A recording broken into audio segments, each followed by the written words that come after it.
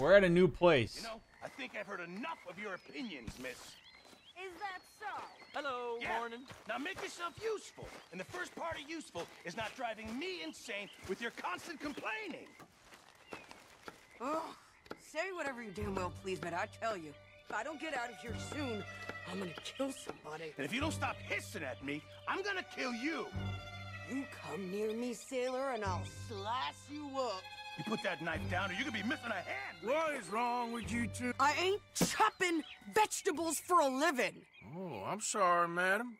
Was there insufficient feathers in your pillow? I ain't lazy, Mr. Morgan. I'll work, but not this. Well, ain't cooking work?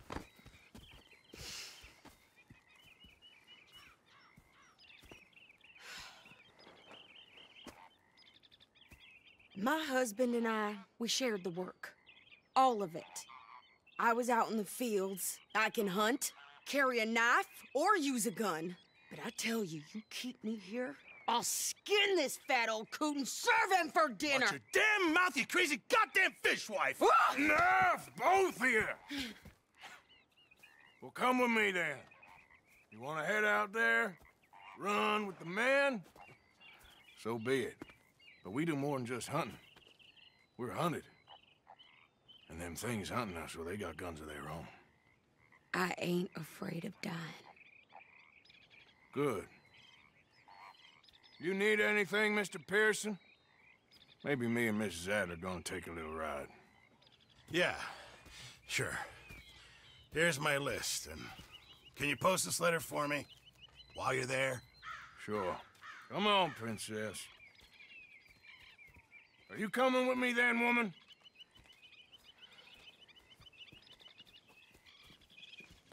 So I've graduated from chopping vegetables to shopping. Shut your goddamn mouth.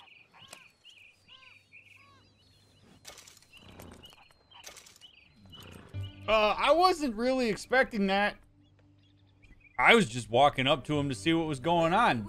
Didn't think we'd be on a mission. Yeah, we could use some women with us. We really could. I mean, obviously, I understand this is a different time.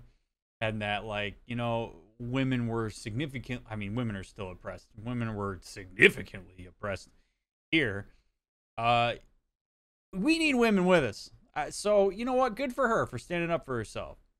For those who don't know the backstory on her, we picked her up in a house that was up in the mountains after her husband had been killed by a bunch of O'Driscolls. And so we took her with us, and she's not really like one of us. She just kind of had to be with us. So her disdain for Pearson and for just chopping vegetables and stuff makes sense because she's back in a situation now where she doesn't have the kind of quality of life that she came to expect prior to joining our group. So I can appreciate her advocating for herself. And as we're seeing, as men tend to annoyingly do, they're pushing back on the idea. And my guess is that they're pushing back on the idea because they have this internal sense that women are weaker than men.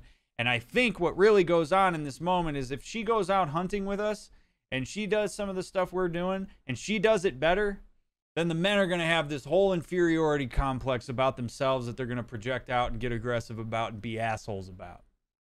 Men just don't like it when they see the things that they perceive as weaker than them as stronger than them. Good for Sadie for saying, you know what, screw you. I want to do it. I'm going to fight. I'm gonna fight for myself. I'm going to fight for my role. I'm going to make it happen. I don't appreciate Arthur being a dick to her. So hopefully she puts him in his place. In that much of a rush? Yep. What we're gonna see here on this trip is the schema that a lot of these men, and particularly Arthur, have for women. When you have a marginalized group like women in this case, there's a tendency to overgeneralize them and not look at the nuance in between. Arthur's going to be far more likely to look at the nuance in the relationships he has with the men that are in the group than he is the women. He's just going to throw it into the group of like, these are just women. So it'll be interesting to see the way that Sadie goes against those expectations and what Arthur does to compensate for that. Because if Arthur sees her violate his expectations of what a woman is, my guess is he's probably going to double down on his expectations instead of expanding those expectations. And we'll see if that makes him more irritable. I don't know if that's what's going to happen, but we're going to learn a lot about Arthur's orientation toward women in general here by how he interacts with Sadie. So, buckle up. I guess. I ain't no scullion, and I sure as hell ain't taking orders from that sweating half-wit. I guess we all gotta do our share, Princess. Where's that letter? Are you reading his mail now? Oh, robbing and killing's okay, but letter reading's where we draw the line. Here. Dear Aunt Kathy, You are something else. I haven't heard from you in some time, so I pray to the Lord above that your health has not deteriorated further. Blah, blah, blah. It's boring. Ooh. Wait a sec. Listen to this. Since we last corresponded, I have traveled widely, making no small name for myself. Before you ask, I am still yet to take a wife, but I can assure you it's not for a lack of suitors. You ever actually even talk to a woman he ain't paid for? Oh, look. We're all hiding behind something. And what's this? Return to Tacitus Kilgore. Oh, that. Now, that's Dutch's idea. All mail to be sent to the same alias. Whenever we set up somewhere new, Strauss, he heads into town. Tells them to start expecting mail from a Tacitus Kilgore, whatever they changed it to. Here, give me that back. We got work to do. So Arthur says we are all hiding behind something. Makes me wonder what Arthur would say he's hiding behind. You know, is his like hard countenance, his evil, so to speak, his poor self-esteem, would he have enough self-reflection to see that as a front for like who he really is? Don't know. But he seems to think that everybody's hiding something, and I don't think he's excluded from that everyone.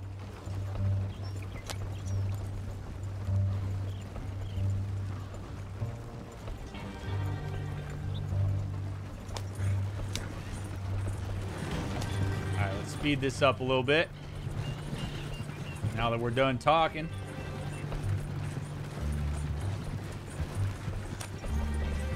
Hitting the ground running tonight. Welcome to Rhodes. We got a new town here.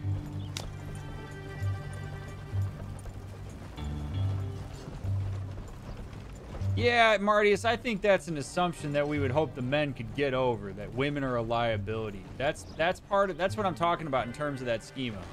If the men just assume that the women are a liability, they're not going to give them opportunity to show that they aren't.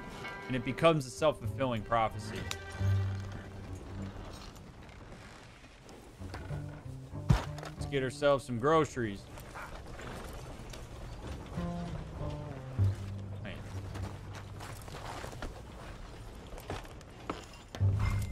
Drive to the store. I did drive to the store. Back it up, boys. Yeah, come on.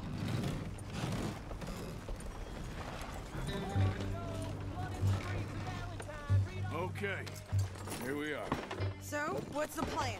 I shoot the shopkeeper while you... No, you insane. Jesus, no. I thought we was outlaws. Outlaws, not idiots. We rob fools that rob other people. These people, they're just trying to get by. So you head on in there and you buy some food to eat. And no guns. You're sure? This time, there'll be time for killing soon enough. What are you doing? I'm gonna go check the mail. Nothing exciting. Go to the post office. All right. Sadie, you better behave yourself now.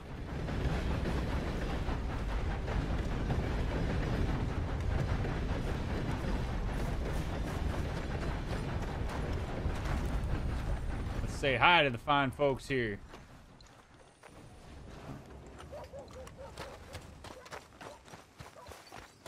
What did you get there, Harold? Nothing.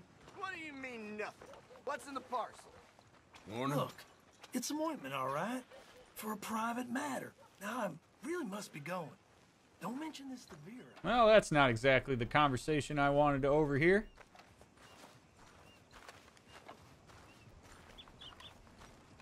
Got a nice little station here. Let's go check the mail.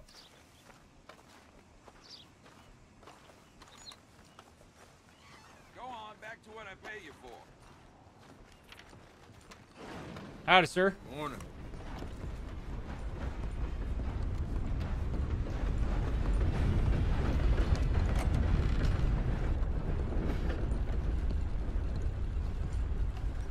Morning, mister.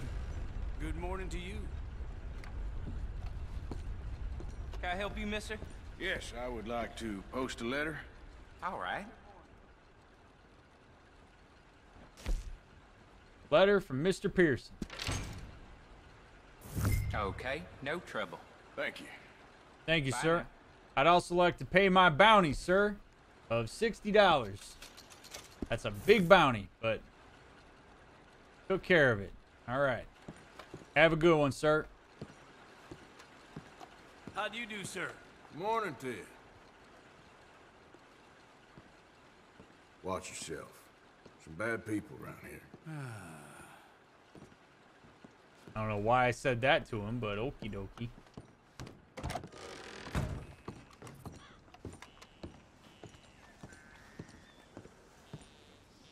All right, let's go see if Sadie got... Hey, we got another guy making sweet music. Hello, sirs. Fine morning today. It is indeed.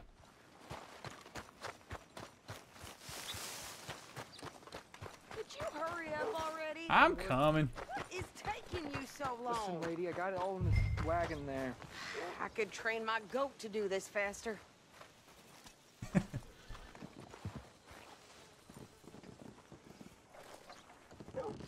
I think this is everything.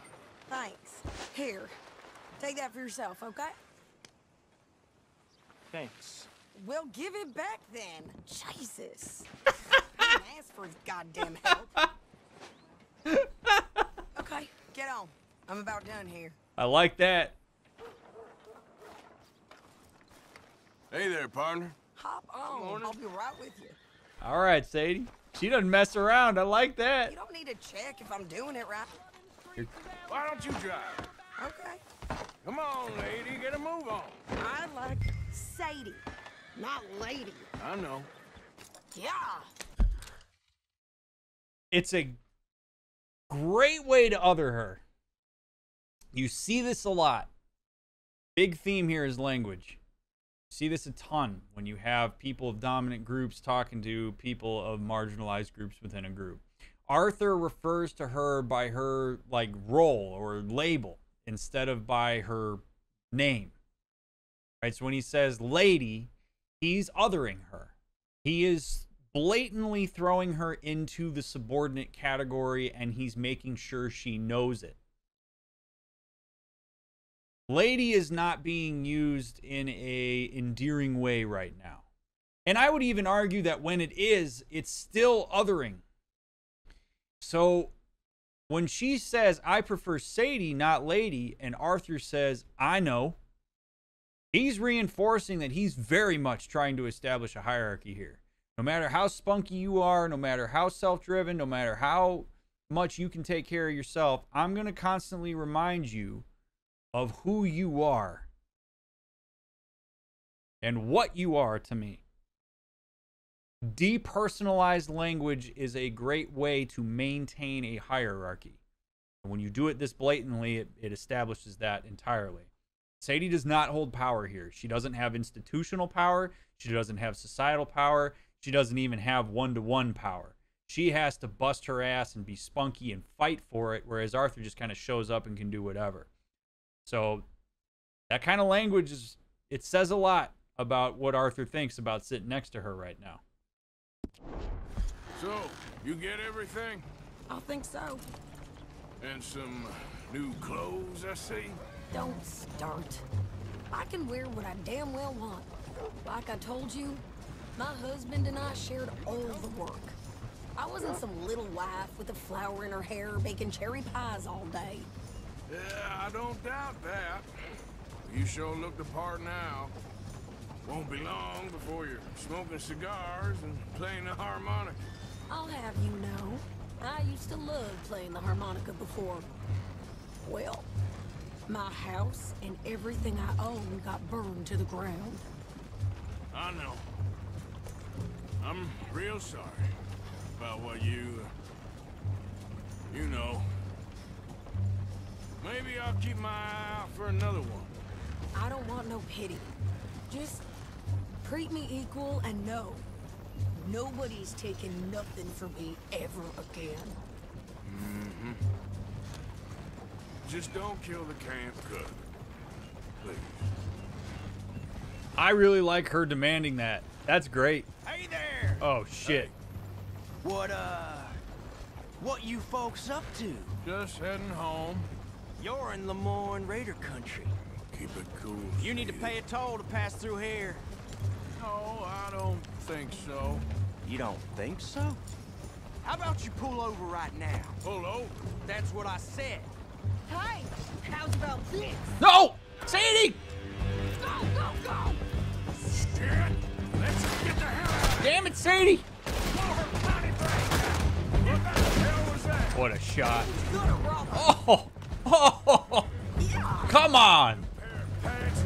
Think you're landing Ricketts. I'm gonna run this son of a bitch down. Oh, Jesus! Behind me, near those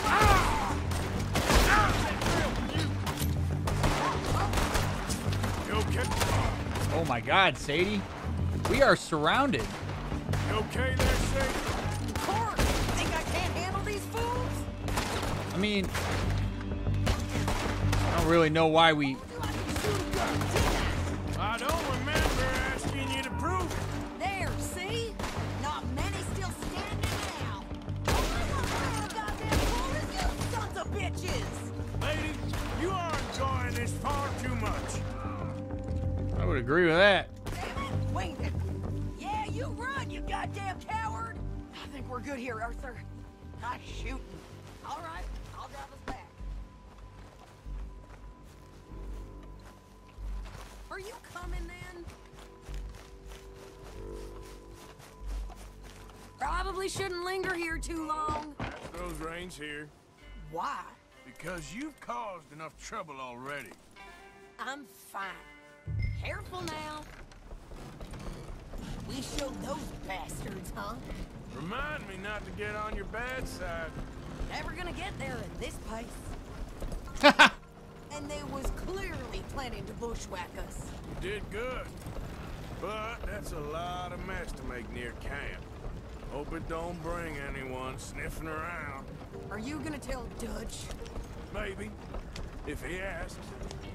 But maybe not. So who did they say they were? Lemoyne Raiders? Yeah, something like that. Who knows? Anyway, don't you go ribbing Pearson about that letter. How dare you? I wouldn't dream of it. Right, you wouldn't. I have traveled widely, making no small name for myself. I won't be giving you no mail to post anytime soon, that's for sure. You sure you know where you're going? Nope, I don't. I just want to peek in that journal of yours.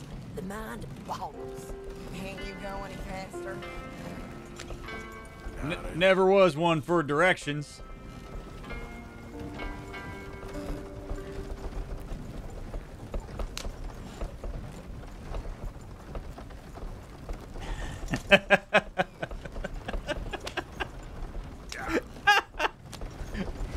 I was just so engrossed in the relationship building that we're engaging in that I didn't think to turn left here down the path.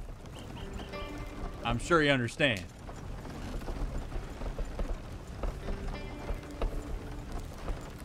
Hey, I respect it. She thought quick, man. You take control of that situation, and she did. She showed she can hold her own. I mean, she done... The thing is, here is what... This is what women have to deal with. This is what anybody in marginalized groups has to deal with. You have to be absolutely perfect at the things that people in the dominant group are mediocre at in order to get in. Sadie has to absolutely nail that. She has to think quickly. She has to take them all out. She has to show that she's a great shot. She has to justify her actions. She has to come up with every single part of that. And it has to be perfect for her to even remotely have a shot at getting in with the boys. It's something that, you know, Sean can fuck around. Micah can get caught up in jail. You know, Bill Williamson can just, you know, be a complete jackass. John Marston could miss every shot. Charles could take captive the wrong person, and they're fine. Whatever. We fix it. We get through. Sadie messes up. She got no chance. She's got to be perfect for a unrealistically sustained period of time before she's ever going to be allowed in, and even then she's going to be on thin ice. That's what it means to be in a marginalized group. Your upward mobility into the hierarchy is so hard because you have to be perfect where those in the dominant group can be mediocre.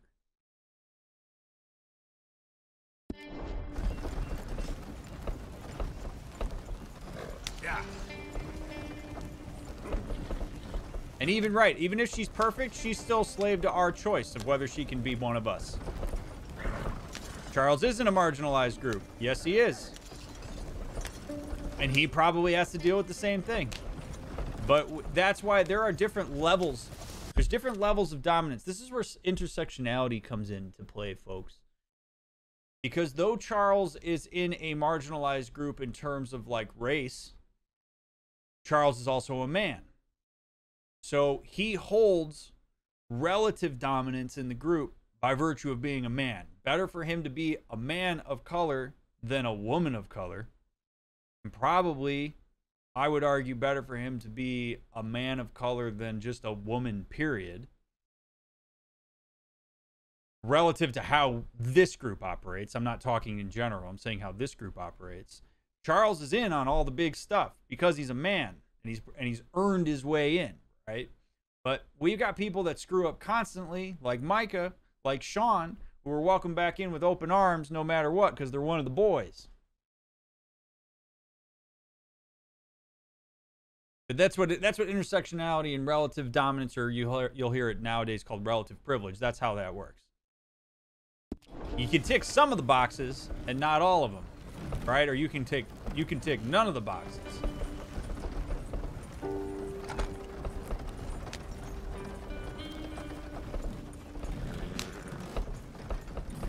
You didn't get yourself killed then, Miss Adler. There you Not go. quite. Well, I'd like to say I missed your refined conversations, but I'd be lying. I enjoyed myself out there. Yes, Mrs. Adler did okay. At shopping? Yes, that's shopping. Thank you, Mr. Morgan. Don't mention it. I would ride with you again, Mrs. Adler, if you will ride with me. Maybe.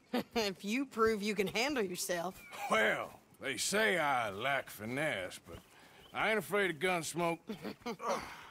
We got this, Arthur. You've already done me a big favor today.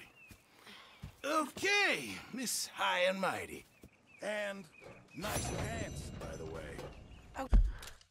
He called her Mrs. Adler.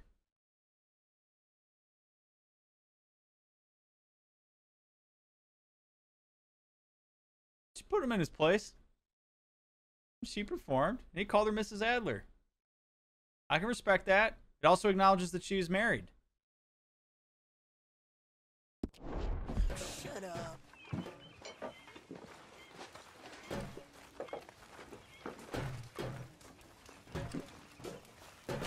Hello, sir.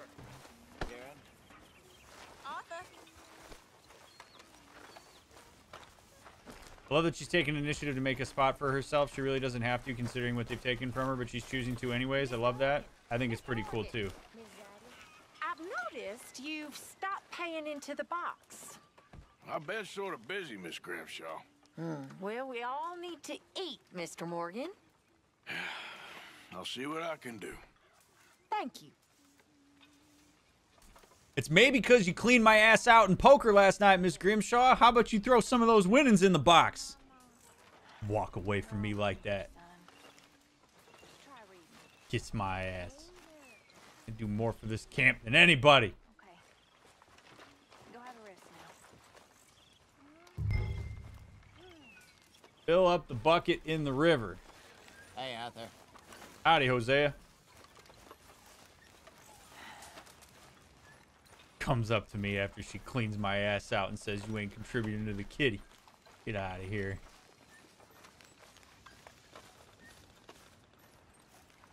Look at dramatic Dutch sitting out here by the river.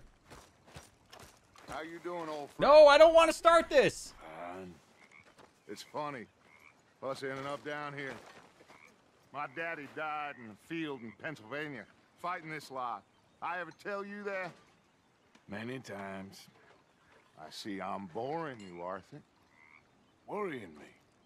We lost men back there. We have lofty goals, Arthur. We're trying to reform society to a kinder, truer, better way. Now, of course, there's gonna be casualties. We're thieves. In a world that don't want us no more. We are dreamers in an ever duller world of facts. Now, I'll give you that, but come on. We got the day. It's nice out. Old Hosea says that there's a creek around here. I reckon it's full of fish.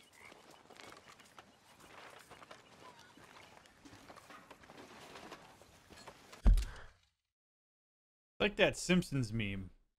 No, it is the children that are wrong.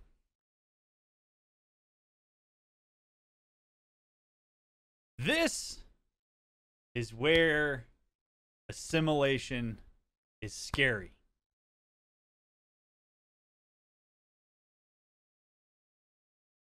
Dutch's idea of our group is that we are better than the outside. We are so entrenched in our group, in our cause, in our dreams, in our mission, that it couldn't possibly be that we're the ones with the wrong ideals.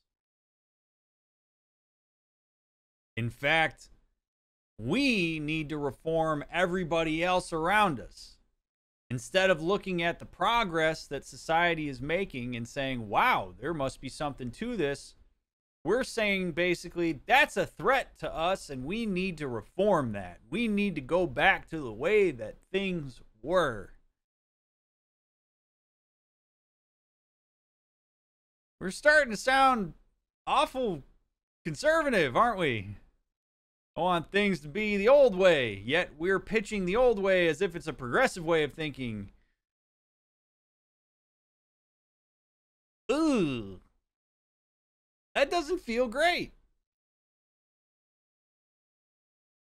Society's advancing. People are settling. People are making towns. People are finding communities. People are establishing law and order.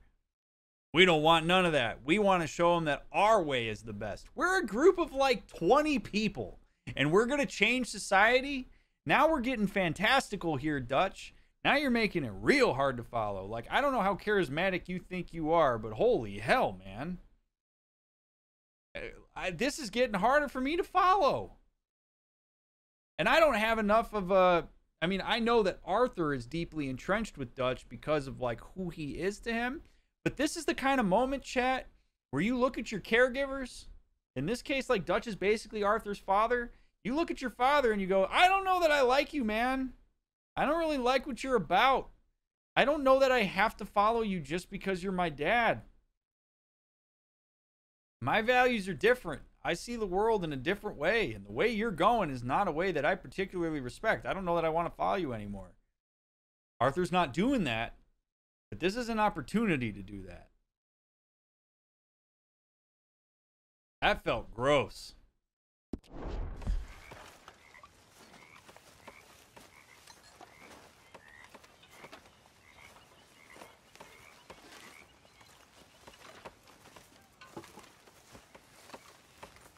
Where are we going, Dutch?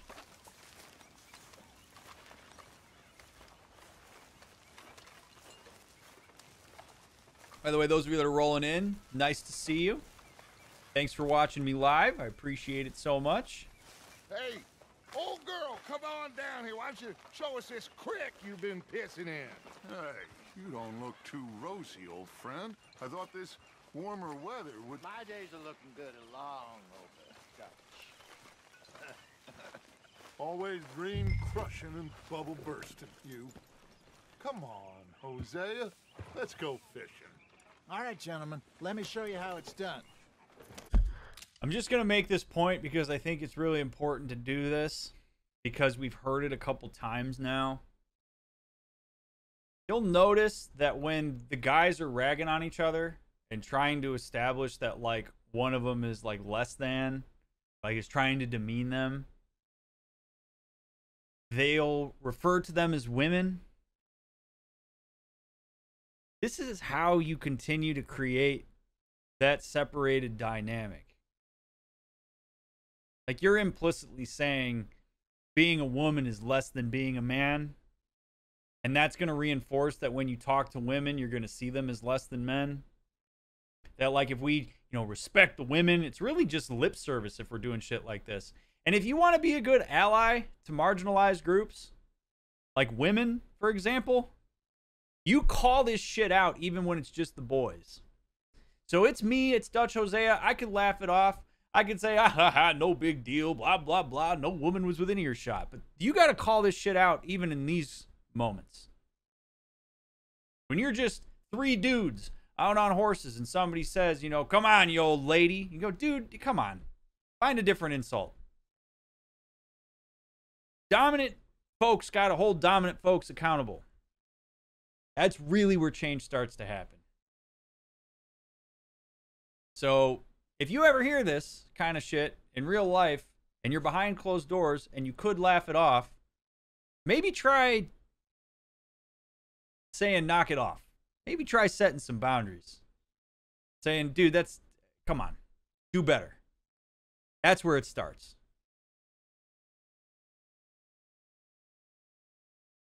Like, that's not... Some people look at that and go like, oh, you're just policing. No, we create categories, separation, representation. We create that through language. Language is important.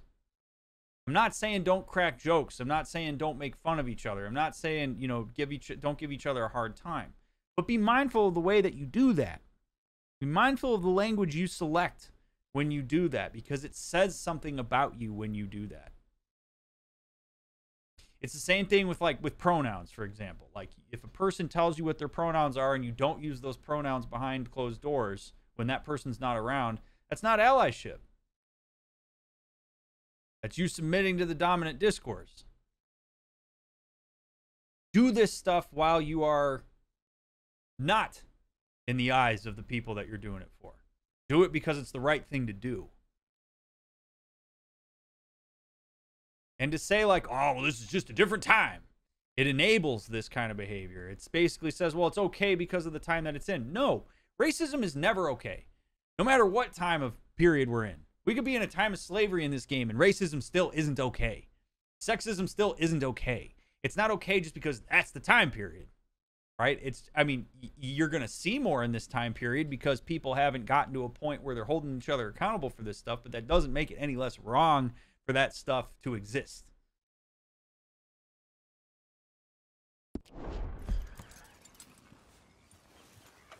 Come on, Steve. Don't think you're getting out of this, Arthur. Come on now, boy. What's your favorite part of the game so far? The world building is great. Passing you. Yeah, okay. What's your take on Dutch asserting himself as a paternal figure to a teenager he was only a handful of years older than at the time, as he did with Arthur? I think he has to do that in order to maintain a leadership position. I think Dutch wholeheartedly believes that he has to be in the position of power. He has to be. And even at that point, again, Dutch can't equalize these things. Dutch perceives equalization as him losing his role and losing his sense of self, I think, at this point. So it makes sense to me why he did it. This fish here is a whole lake of them. Because I need to get out for a bit. Me and the old guard. Before any of them back there, oh, there was us. The curious couple and their unruly son. It feels good here. You did well finding that spot, Arthur. More Charles than me. It's like I can breathe again, thick and soupy as this air is. Might even do your whistling pipes some good, Hosea. I was once in this country with Bessie. Ah, feels like a lifetime ago. Come on. There's another one right there, right? It was more Charles than me. Good. I'm glad Arthur said that. Give the right people credit. That's wonderful. Also, we just heard there more language that suggests that my hypothesis about the intra-group dynamics is potentially true.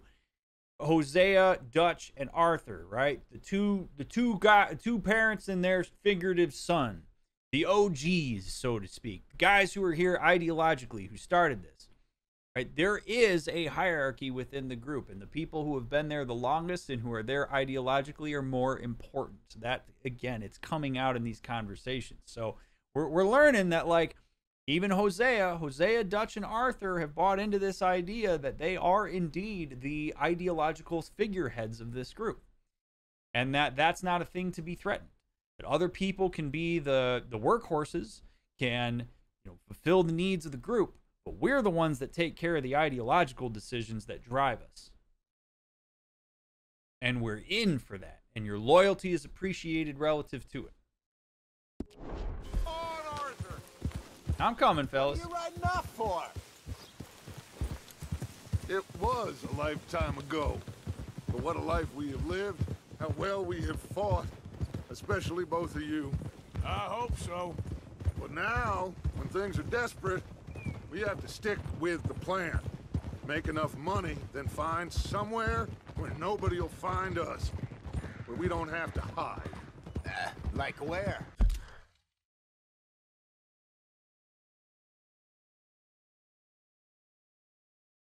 Somewhere where nobody will find us, where we don't have to hide.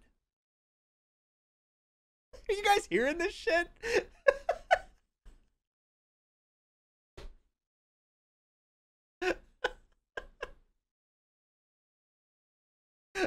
So, Dutch, man, come on.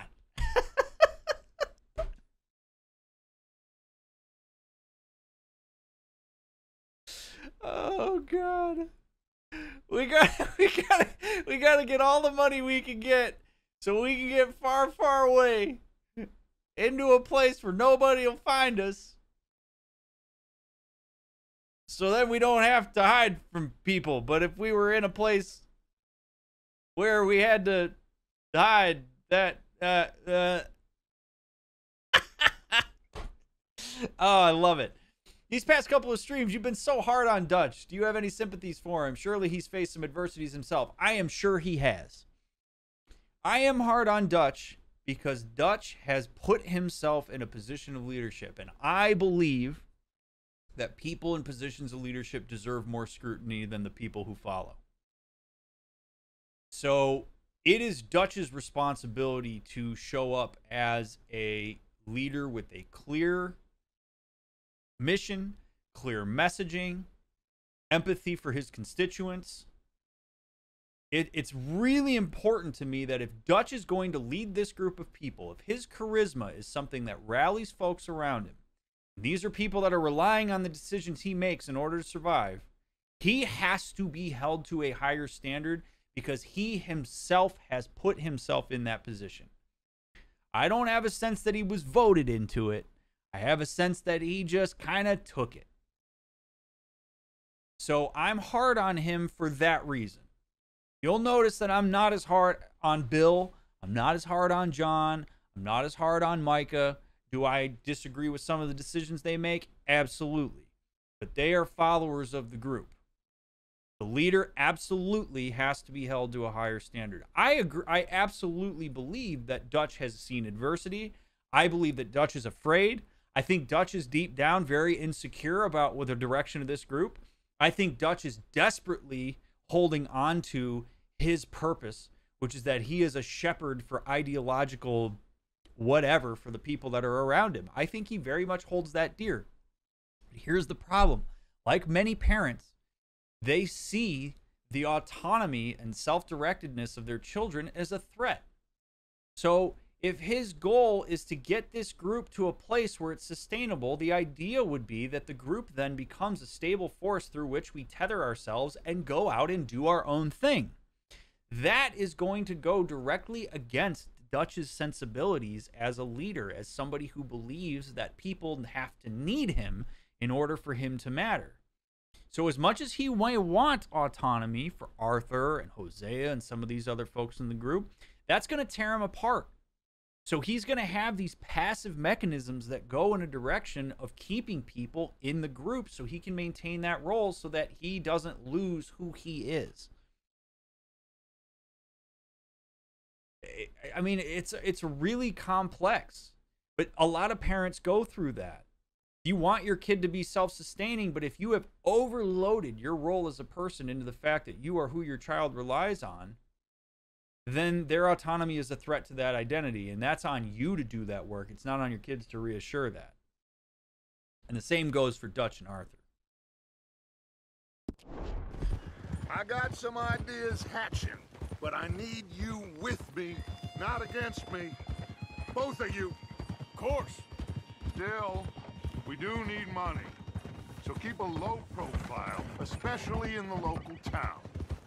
After Valentine, I want everyone on best behavior here. No trouble. But start turning over the soil and the rocks. See what turns up. Dutch, we've got to be discreet. Imagine what a slew of rich simpletons there must be down here. Oh, this is perfect for you, Hosea. You'll be able to play them like a fiddle. Nothing would give me greater pleasure, but... No buts. Not today. We fish and we enjoy the day.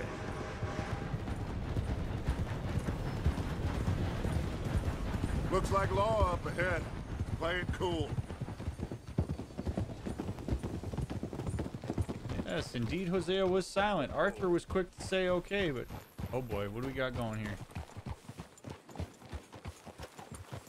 What do we got going here? Howdy, folks. Hello, gentlemen. Well, look what the cat drug in. I seem to have gotten myself in a spot of bother. Quiet back there. Let's see if we can't sort this out.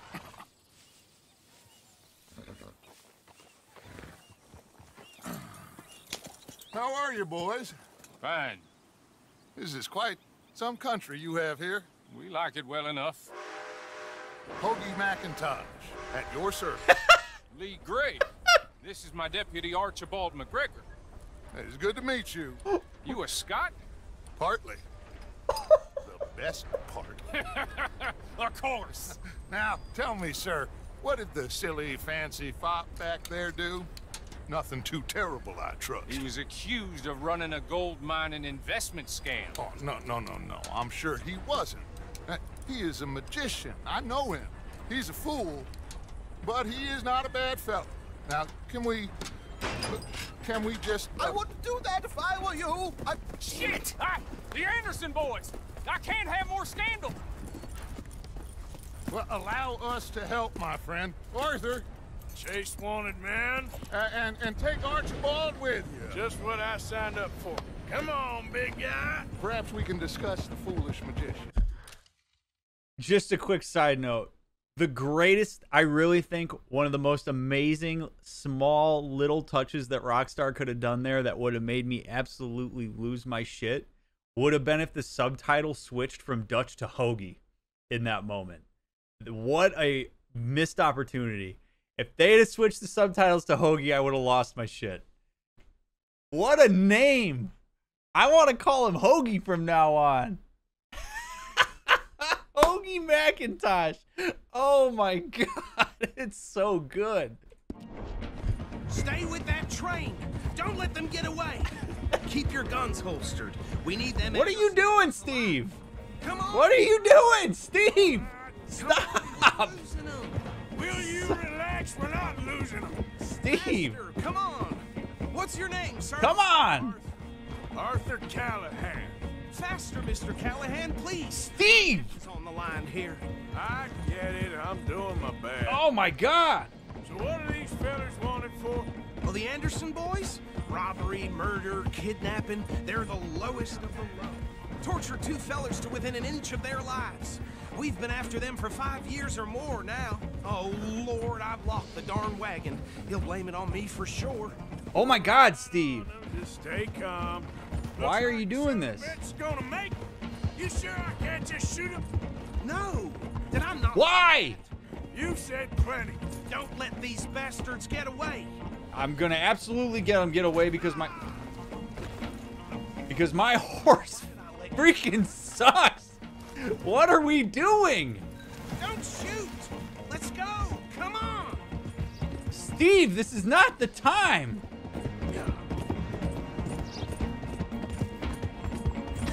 Idiot. Now get after the others. Come on. God. Slowing down to go through the station. Now's our chance. Come on. Get to the side of the train. This guy fell off the train. Okie dokie. Come on. Get in closer. I'm going. Thank you, Steve.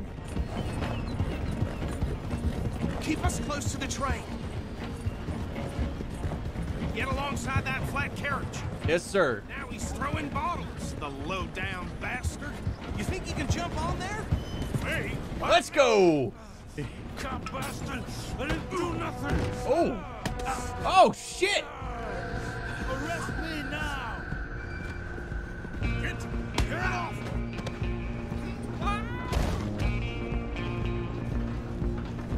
Hey. Come on, Mr. Hey. Callahan, I'm relying on you. Hey. You're only making it worse. Get your asses back here.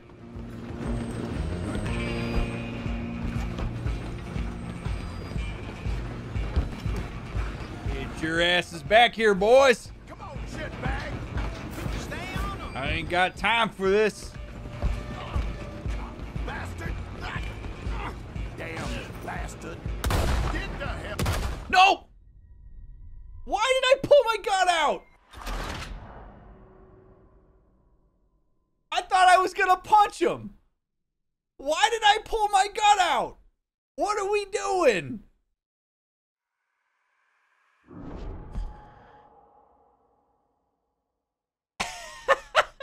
Oh my God, I don't want to restart from the beginning. What are you doing, old friend? Fine. It's funny. Us ending up down here. Oh no. No. No. Do I have an autosave?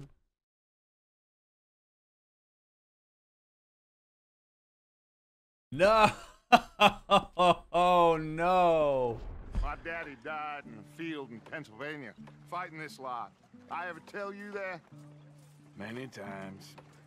I see I'm boring you, Arthur. Yes, sir, you are. We lost men back there. We have lofty goals, Arthur. We're trying to reform society to a kinder, truer, better way. Now, of course, there's gonna be casualties. We're thieves in a world that don't want us no more.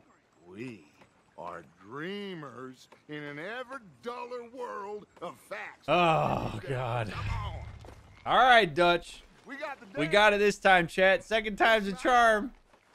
Now that I know what the hell I'm doing, we gotta hope Steve doesn't act up again. I reckon it's full of fish. We do get to hear Hoagie McIntosh again. All right, Hoagie, where are we going, brother? What a great name.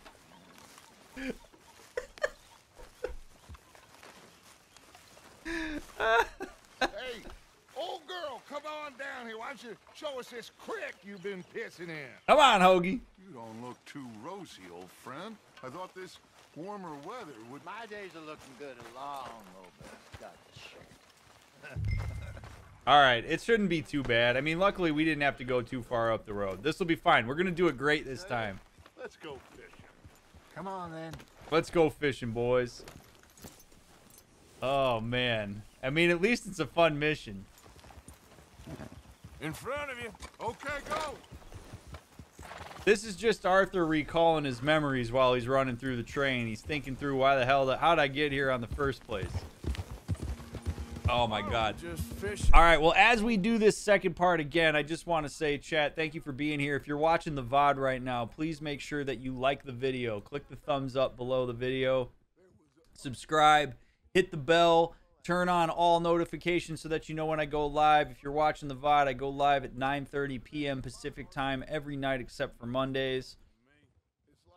I appreciate you watching the VOD. Please share my stuff if you think other people could benefit from it. It's a huge way to support the stream. And also for those of you that do watch the VODs and contribute to the stream in the form of membership or tip while I'm offline, I just would like to say thank you so much for your financial support of the stream. It makes a big difference with what I do.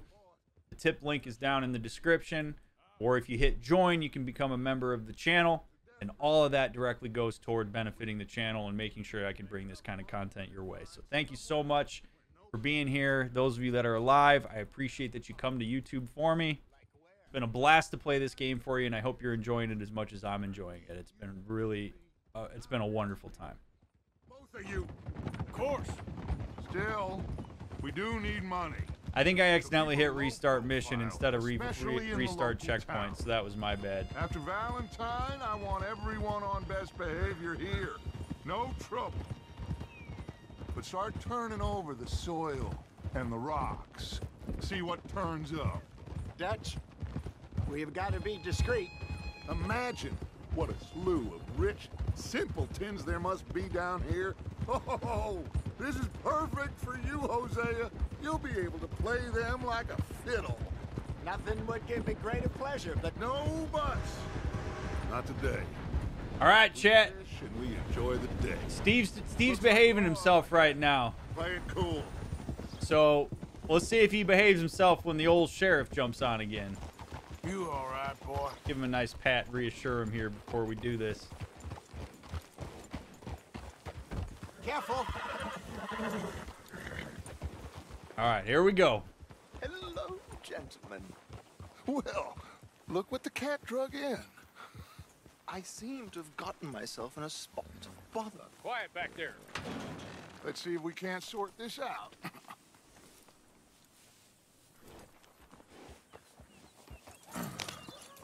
How are you, boys? Fine. This is quite some country you have here. We like it well enough. Hoagie McIntosh, at your service. Lee Gray.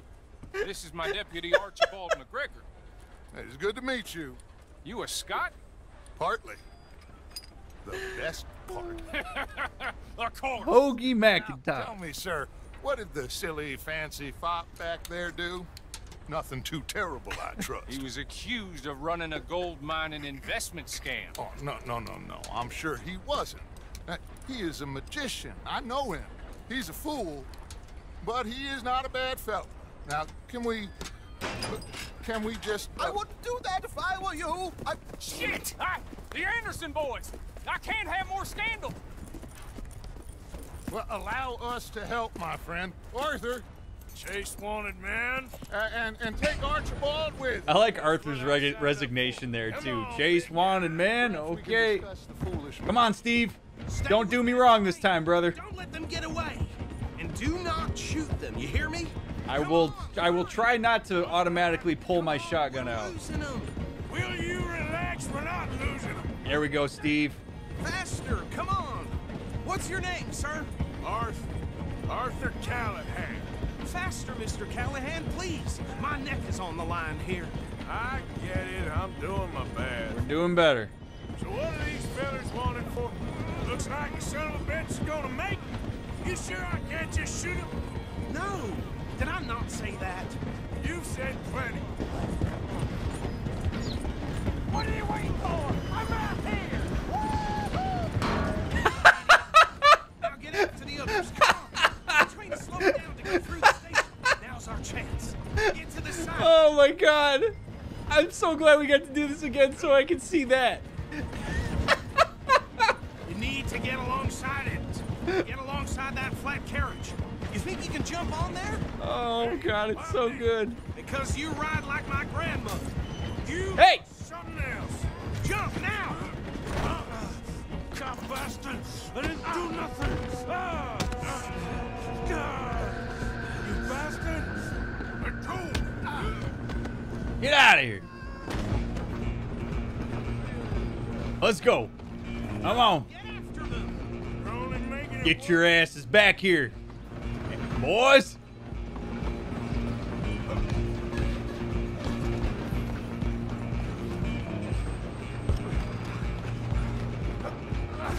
Come on, shitbag!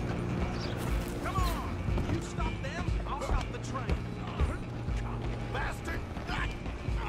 Damn bastard! Get the hell away from me! There we go, Arthur. Gonna be. Is that it? Ooh.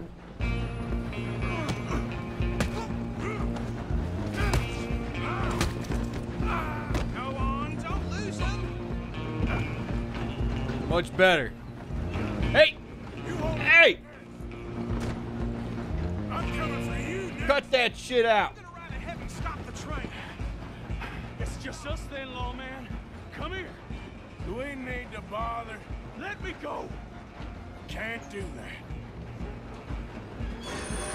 Come on. Come on. Come on. Just don't kill him. Are you sure? Oh. Are you sure?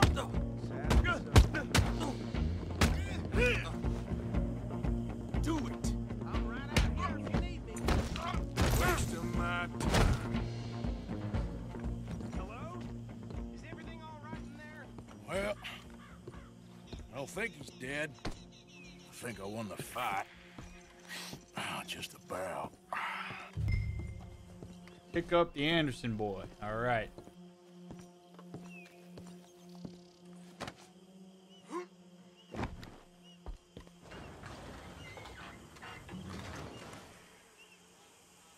Bring him out here. I don't like that I lost my hat. Deputy, Sounded like quite a commotion. Is that him?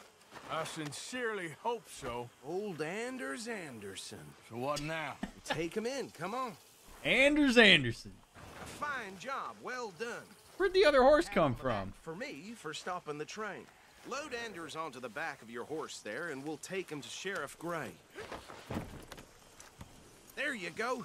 You are a natural. All right, let's take him in. Thank you, sir. Follow me. What about the others? Oh, we'll round them up. Anders back there is the brains of the operation, and that's really saying something. You're the boss. That was mighty impressive, sir. I have to admit. I'd hazard a guess you've served the law yourself at some point. Well, I wouldn't exactly say that. Are you familiar with the area here? No, not really. On your right here, these tobacco fields? This is part of Caliga Hall, big estate belonging to the Gray family. Looks bone dry. Yes, we are in dire need of some rain round here, let me tell you. The Grays have lived in Caliga Hall for generations. Fine people. My family's been working for them for years. Sheriff Gray's the one I know best, of course, but they own half the businesses in town. Which town? Rhodes, sir. You don't know it? Where we're headed right now. Ain't what it was before the war, but it has its charms. I'm sure you already know of the Braithwaites. Like I said, just got down here. Another big family in these parts. They have an estate west of here. Awful people, truly awful. They've been fighting with the Grays for as long as I can remember. Sounds like quite the place you got here. Archibald McGregor. All right. We're gonna bear left here. Sounds good.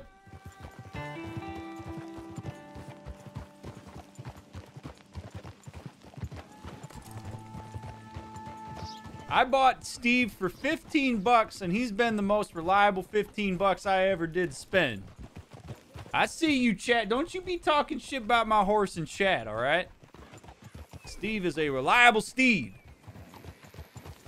Here we with a are. noble purpose. Welcome to Rhodes. Up there on your left is the Rhodes Parlor House. very reputable saloon owned by the Gray family. We also have a general store, gunsmith, post office, train station, of course. What more do you need? Very little. Oh, good, they're back. And that's your friend, right? Yep. Okay, we're gonna stop just ahead on the right, outside the sheriff's office. Can you grab Anders off your horse and carry him in for me? Come on, partner, before he wakes up. Bring him in so we can show Sheriff Gray. Hey, fellas. Howdy, folks. Good to see you, Hosea. Mr. Gray! God. Very good. I told you Arthur would deliver. Man has a passion for justice. That's wonderful. So, about my friend here? Your idiot friend is free to go. But no more trouble from you, partner. I promise you, this was all just a big misunderstanding.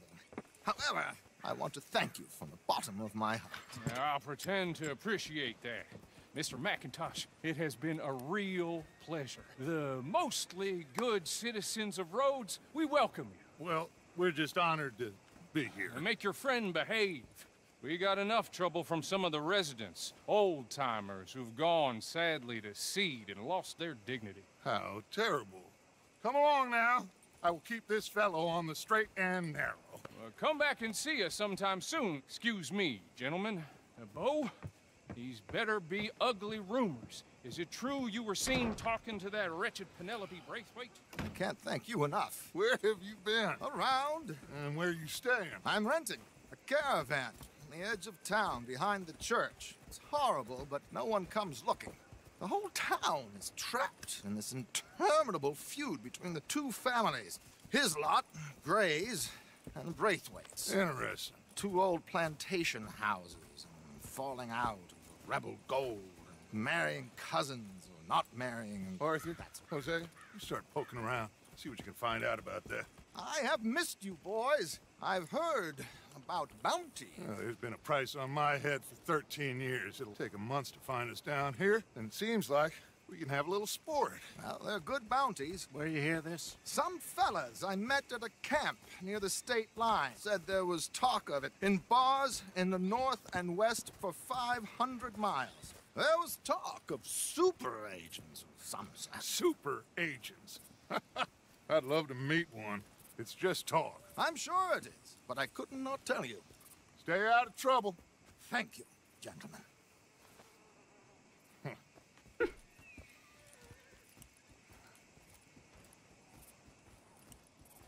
Okay, so these two plantation families. Arthur, you start sniffing around the Gray's place, see what the story is there.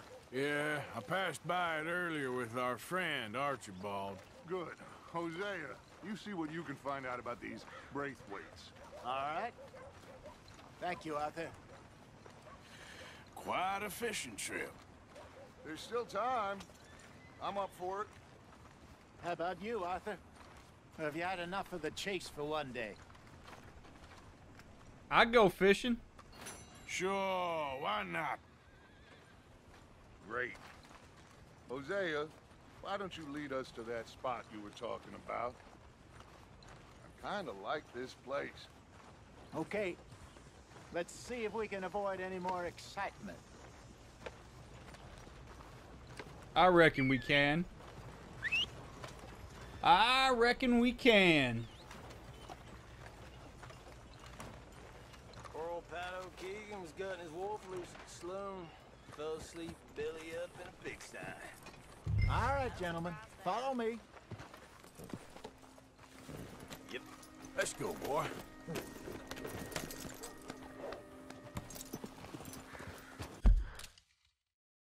So I want to go back for a second to the interaction that Dutch had with the sheriff and the deputy, because that was a perfect example of the way that Dutch's charisma really does get things done. And the reason that is, I think, beyond just kind of the typical charisma draws people in, is when people are that confident and that clear and have that kind of gregariousness about them, it takes the uncertainty, or most of the uncertainty, out of the interaction with them. So these people don't have to guess about what Dutch is about, what he's like, or what he means, because that confidence sends a clear message. It says that I know what I'm talking about. I am able to read you enough to be able to connect with you. Though it's in a universal way, it's going to feel personal to you. And you're not going to question that because we just met. It's a really good way to stave off projections of folks who don't know you.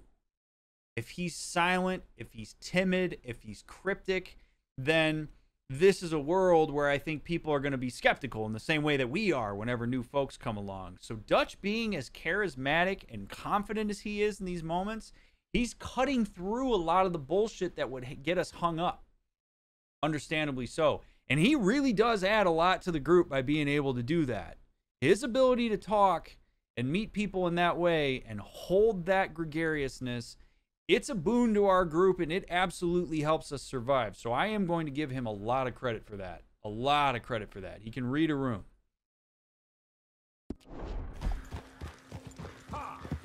So how far is this creek? It's a bit of a ride still, and it's not a creek. It's the same lake we camped on, just a different pipe. It'll be worth it. I saw some big drum and sturgeon there. Should be rock bass, bluegills, perch, pickerel too. It's a good spot. We'll see if you're as good at catching fish as you are at catching criminals, Arthur. Trelawney owes me for that. Trelawney owes everyone for something, but his information is good. Plus, we are now ingratiated with the local law. I'd say it was a worthwhile diversion all around. What the hell are you doing, Dutch?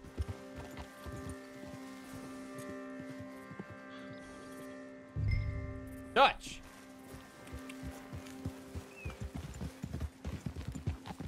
Easy.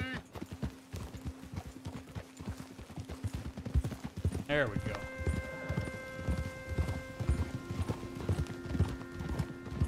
Just yelling from behind us, and Hosea just keeps on going.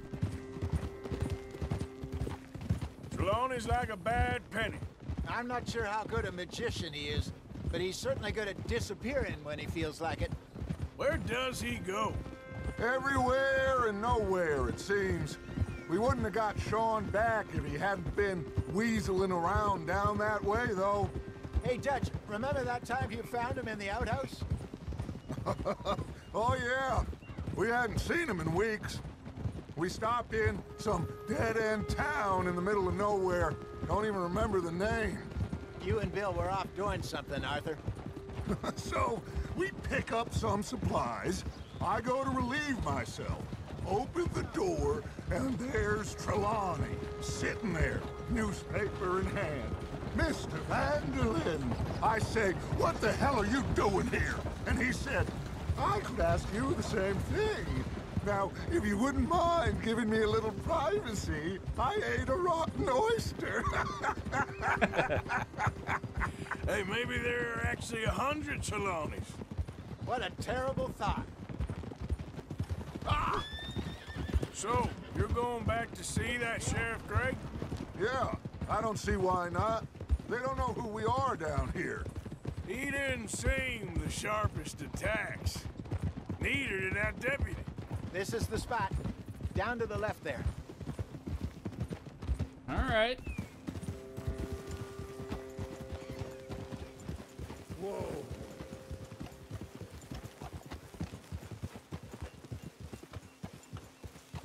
Easy. I'm excited to fish with the fellas. Hey, we've been down here. This is where we came with Charles when we were scoping this place out. I saw some boats around last time. Be good to get to deeper water. Especially if we're going to catch us some sturgeon. You kidding me? Let's go. Yes, over there on the shore. We're just about to steal these boats. We don't even know who they belong to, fellas.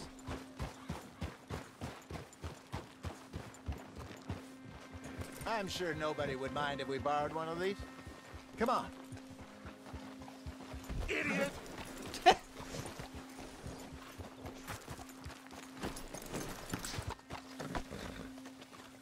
Yeah, I wouldn't call this a creek. This is absolutely not a creek. No. All right. This looks like a fine vessel. I mean, I'm not well versed on water types, but Come on, Arthur. Let's get her in the water.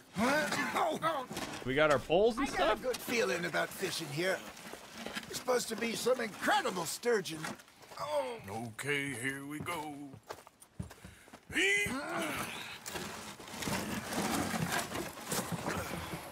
Let me row. You boys are too old for real labor no more. You're too dumb for anything else. You're still too quick for me, old man. I enjoy picking on children.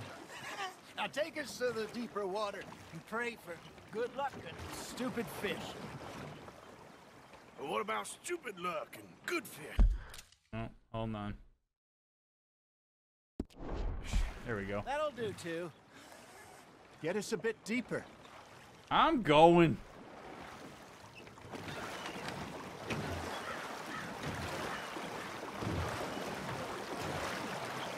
There we go. Look at these water effects. Yeah. I think here's good. All right. Good luck, gentlemen.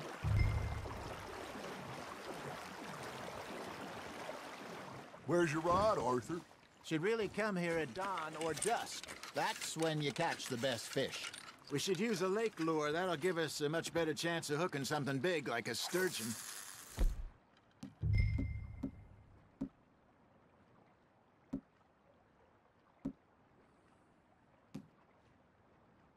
What's wrong with a good old worm? Oh, worms are good for tiddlers like bluegill and rock bass, but you'd have to be real lucky to catch a sturgeon with one. Lures it is, then. You heard the expert, Arthur. Let's bait up. Keep the lure moving slowly on the water so it looks like a little fish just asking to be eaten. Come on, baby. Let's catch us some. Catch me a sturgeon. It looks like you got a bite, Arthur.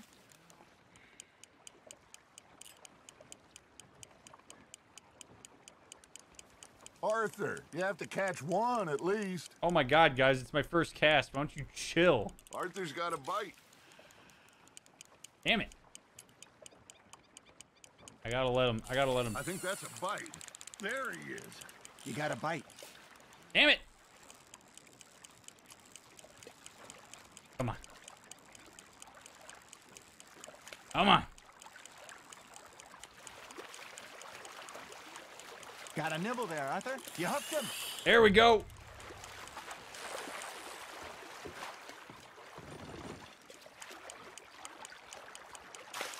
Come on. Come on in. That feels like a bite. There we go. Shit. Got away. Come on in. Hey. Yeah. There you go. Let's go. They can grow a lot bigger than that. Fella told me he once saw a monster lake sturgeon near the mouth of the river, just southwest of Saint Denis. 50-pounder, he reckoned.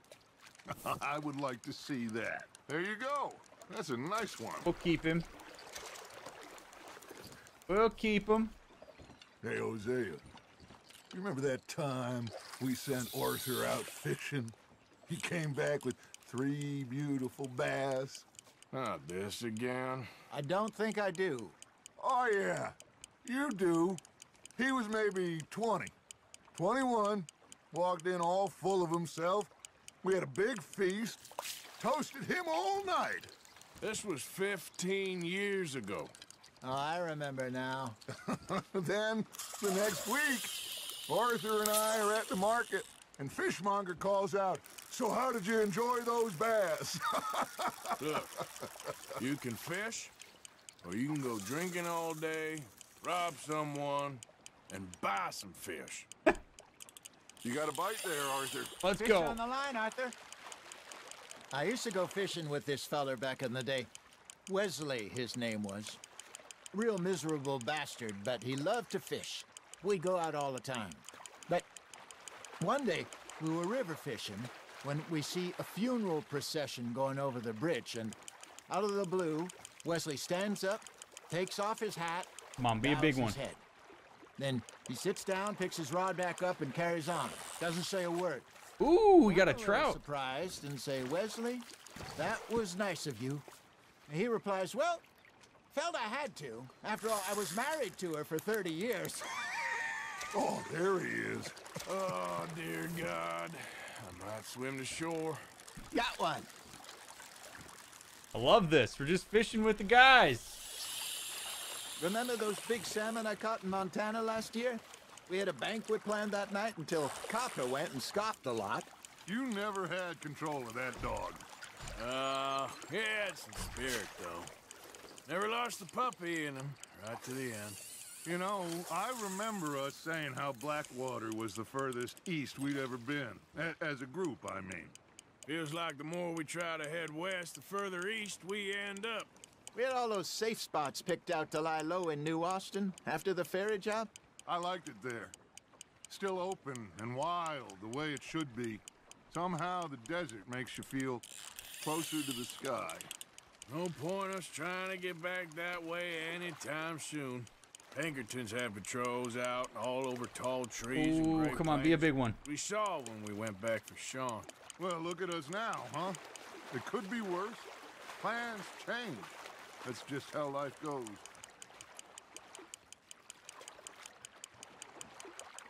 I love that they have dialogue during this. My mother's buried in Blackwater? Really? She is? Apparently so.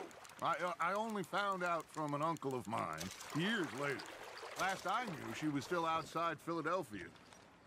I left home at 15 and didn't see her again. She and I didn't always see eye to eye. I wasn't always a very obedient child. No. I can only imagine. Still, I loved her in my own way, and she me in hers. Somehow, even from the grave, she managed to have the last laugh.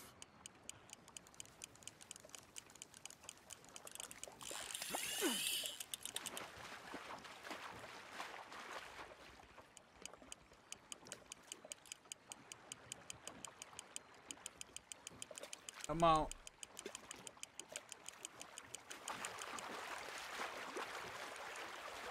Dutch, get your line out of the water.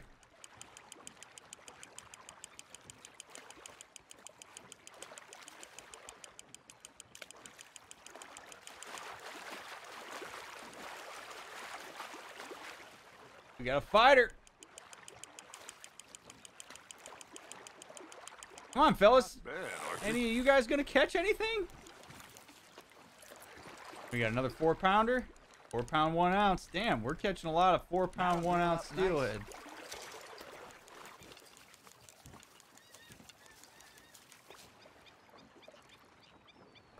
Hey, I reckon we call it a day, fellas. Already? You ain't been chasing down outlaws. All right. Think we got a decent haul here. Pearson will be happy. Should we head back? We could keep the boat not too far back to camp from here. Good idea. Could be useful. What about the horses?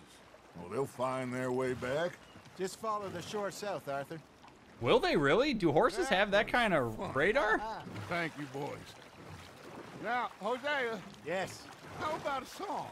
Okay. All right, I got one for you. I asked that gal to give me some. I asked that gal to give me some. She says, wait till the taters is done. I couldn't wait till the taters was done. I couldn't wait till the taters was done. Threw her on the floor and knocked off some. I wish to God I'd passed her by. I wish to God I'd passed her by. She burnt and so did I. That was pretty good. But you know, what song we should be singing? What? Well, look at us. 3 mariners. Ah, of course. Well, we 3 poor mariners, newly come from the seas. We spend our lives in jeopardy while others live at round. Shall we go dance this round, round, round? And here is a bully boy. Come pledge me on this round, round, round, round. We care not for the martial men that do our state's disdain, but we care for the merchantmen who do our states maintain. To them we dance this round and round, then we dance this round and round. And he that is a bully boy, come pledge me on this round, round, round, round, round, round, round. Oh man, I love it. Oh, bravo! Bravo! Well, you know, we should not let the folks back king get too much fun. Indeed not.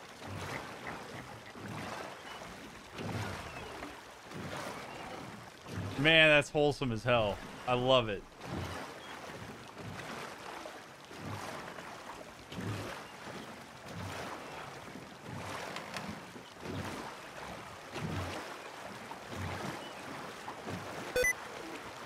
Really?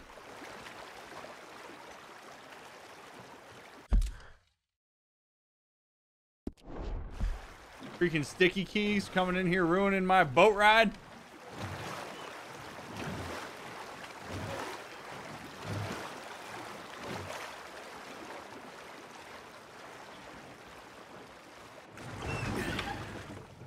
All right. I think we're gonna be okay. I know.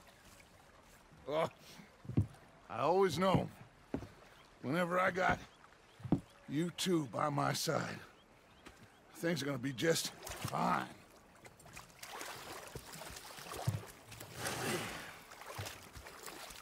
This place will be good for us. For now, anyway. I hope so.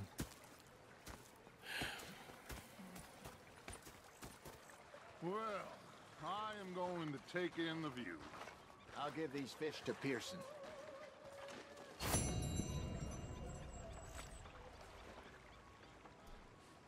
Uh-huh. Uh-huh. This is what I'm talking about, chat. Dutch doesn't know who he is without the group.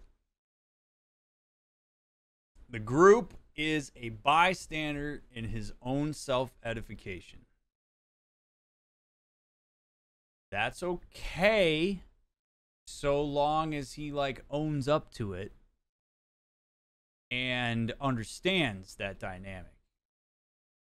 But that was not an accident that he slipped there.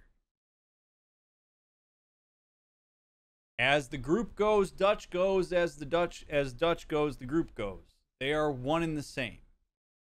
There is very little differentiation between group and individual man. And that's why there's so much at stake here. And again, you'll notice that Dutch is most confident when they're chasing something, when they're building something, when they have a clear idea. When the camp starts to settle down, doesn't meet his ideological expectations, Dutch gets antsy. Dutch is no longer okay. Dutch is chasing something now. So him chasing something gives him life. And that's the thing. Like if you build yourself around this idea that you are an ideological beacon, that's what you're going to seek.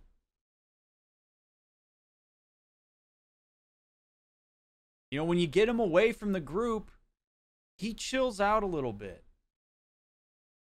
He's willing to open up. He's willing to think about the past. He's not thinking forward. And he's a lot more pleasurable to be around. All of a sudden, when we get complacent, we get into the present, Dutch gets real antsy. He's good in the past. He's good in the future. He's not good in the present. And he's only good in the present when there's a crisis going on. And we don't want that. Dutch has got to learn how to be in the present while things are also okay. And not when he's just away from the group with the fellas. I think a lot of people would do well to see Dutch in this capacity here. I think that would draw people toward him. I think it would make people feel like he's part of the group, not just outside of it, pulling it with the reins. I would hope that he could bring himself to do that.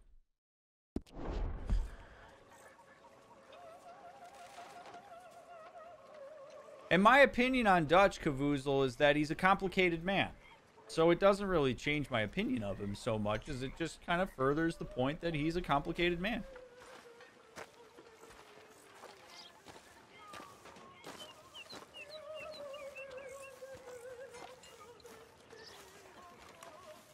Okay. What do we got available to us? Arthur, how you been? I've been real worried. About what, do you Bill? want? Or Don't be Uncle? like that. Just a few bucks. I'm short. Get lost. Well, I'll go try someone with a heart. You do that. You're always a few bucks short, amigo. Night King. Hi, Arthur. What's up, Jack? Don't go too close to the water here, Jack. I won't, Uncle Arthur. Good boy. Was up there at North Elizabeth. I was fixated on this pocket watch Dutch had. Big fancy thing it was. It was a greedy bugger. I'm hungry. One time, just off the horn, a giant whale stalked us for months. The same thing happened to me just south of Milwaukee, only I don't like to talk about it. I have nasty memories, though. You're not a kind man. I'm not fooled. Shoot us. So I did. Bang, bang, bang. Nothing. The bastards have spotted me at the bar and taken the bullets out of me gun. What are we doing here right now, King? And rather than kill me, they took me and got me some food. That, of course, was that.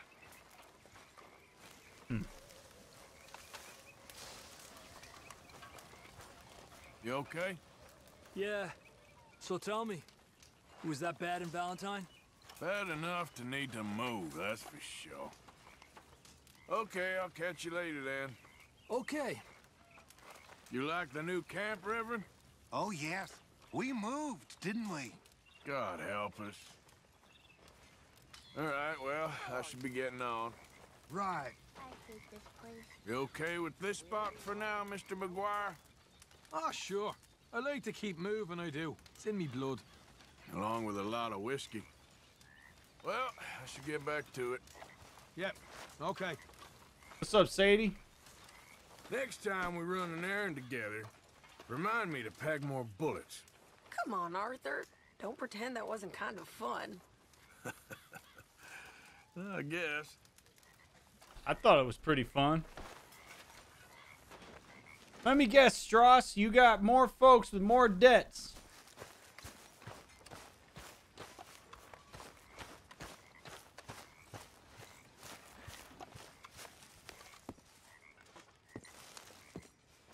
Ah, Herr Morgan. Herr Strauss. How are you enjoying yourself here?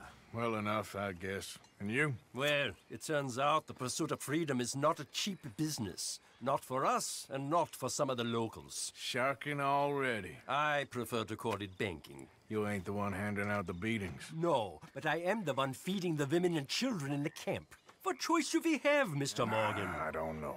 Well, come on then. Tell me who. Here's the list. Refinery worker turned hunter by the name of Vinton Holmes. You'll find him up in the hills north of Strawberry. Ah, an apprentice undertaker. This one working in rows. His name was Gwen Hughes. And how many of them do you think will be able to pay?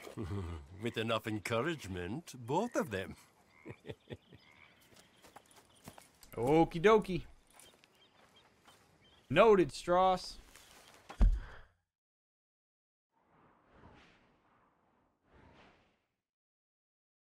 Alright, so the Grays is there. That Strauss guy over there. Where's Strawberry? Strawberries. Alright, Strawberry's over there. Marston's over in Strawberry.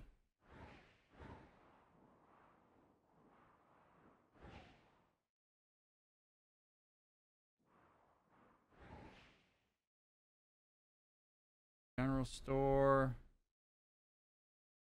Saloon. Well, Charles was like wanting to go hunting. I actually wouldn't have minded going hunting with him.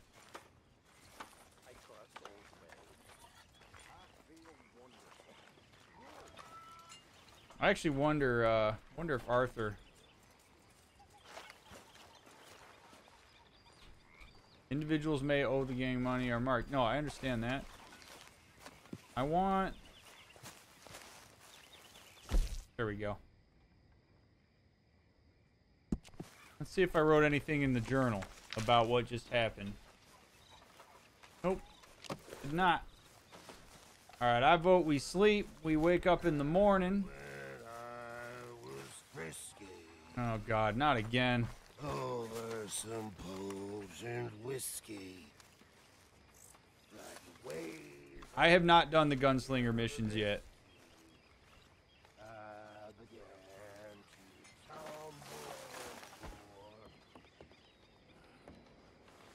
Oh. Alright. Let's wake ourselves up here.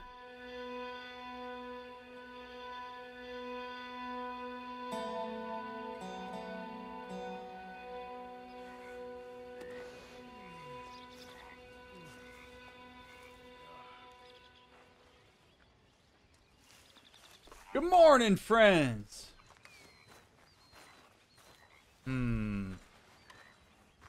Let's do a couple chores here. Yeah, the Reverend's really struggling, man. He's...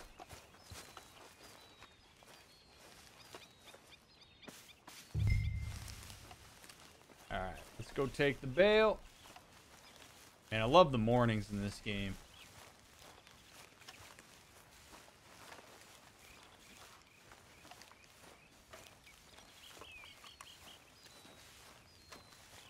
We'll feed the horses. I don't know, I was really hoping to do like the hunting chore with Charles. I was wanting to do that. Get ourselves something nice, get some nice food our way.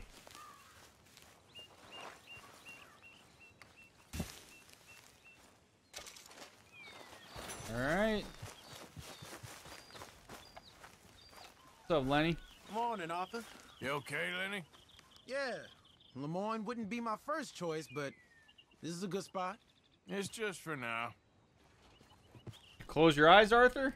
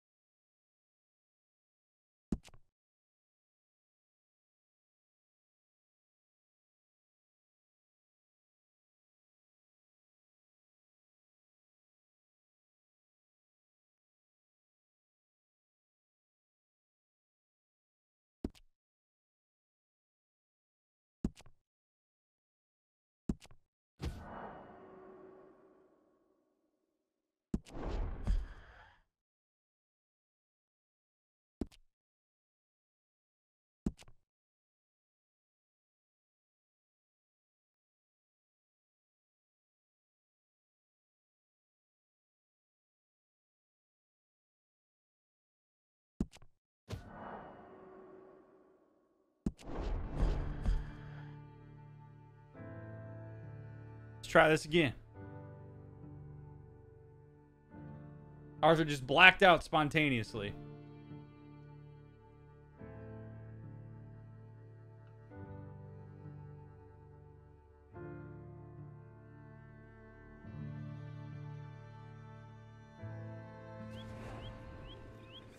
All right, there we go. Good morning.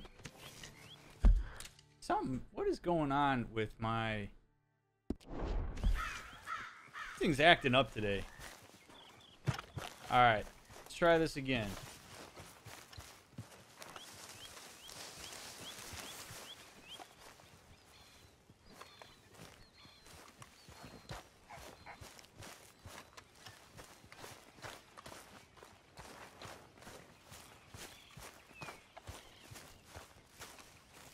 Red Dead did wake up and choose chaos today.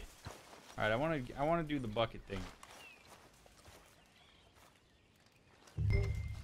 I don't know why I enjoy chores so much in this game, but I do.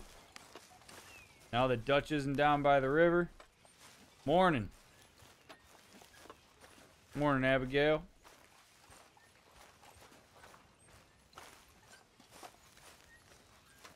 Alright, we're good. We're good. Nice brisk morning. Good morning to get some water out of the river and boil it for drinking. Top up the water in the wash bin. Can do. I don't know if there's any correlation, but mobile seems to struggle with Red Dead the last few streams. Not sure that there's anything we can do about it. Just wanted you to know. In what way? Is it stuttering? Is the encoding bad? Like what's Good morning. Because I don't have any issues on my end, but obviously I'm not, looking at a mobile experience right now.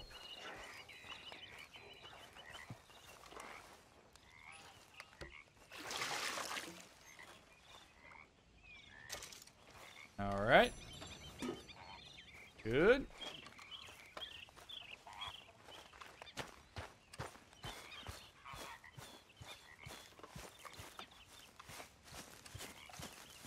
It was here, Ellie. I saw it earlier. Buffering issues. Never had issues on mobile. I don't know.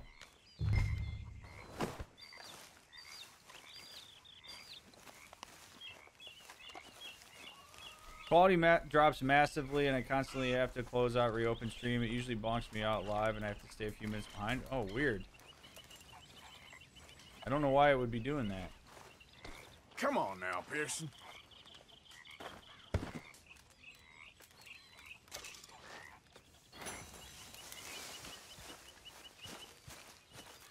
Okay. For me on mobile, sometimes it pauses the stream for loading. Don't know why it happens. I don't know either. I'm not super well versed in that stuff.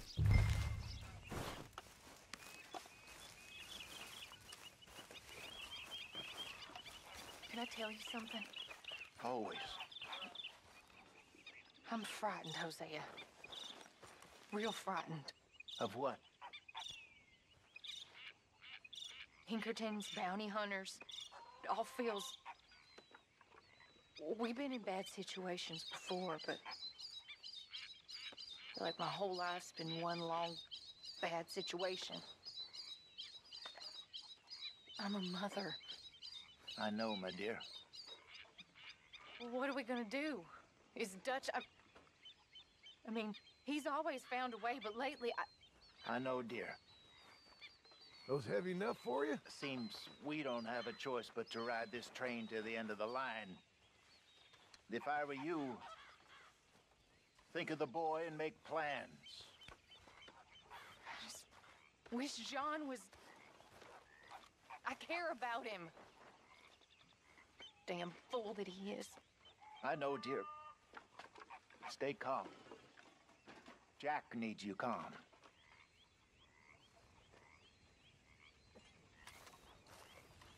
Pretty good advice. The other good advice would be you should talk to John and Dutch about that if you got some concerns. I mean, that doesn't bode well that folks aren't feeling confident talking to Dutch about what's going on with the group. They're talking to Hosea about it.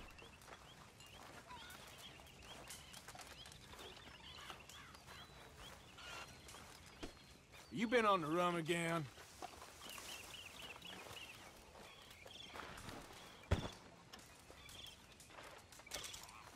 Okay.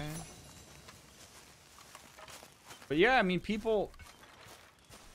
I don't know. I'm interested in the fact that people are not perceiving Dutch as being particularly reliable, or they're seeing him as opaque right now. And that's, I think, the importance of transparency. I mean, I think it's okay that she's talking to Hosea there. What Hosea could do is say, hey, if you got some issues with Dutch, or if you got some stuff going on with John, it's probably worth talking to him about it. You know, again, like the idea is that when you get triangulated, you want to facilitate the process of being detriangulated. You want to make sure that that person has an idea that, like, hey, you should go resolve this in the dyad. What's up, Kiwi? I am indeed. It has been a lot of fun. It would be very scary to raise a child in this environment. It's not consistent. Kids need consistency and reliability, and this is not a particularly consistent or reliable place. Arthur. Like your new home? I won't miss that other place, that's for sure. Keep your nose clean. Okay, well, let's talk more later. Good talking to you.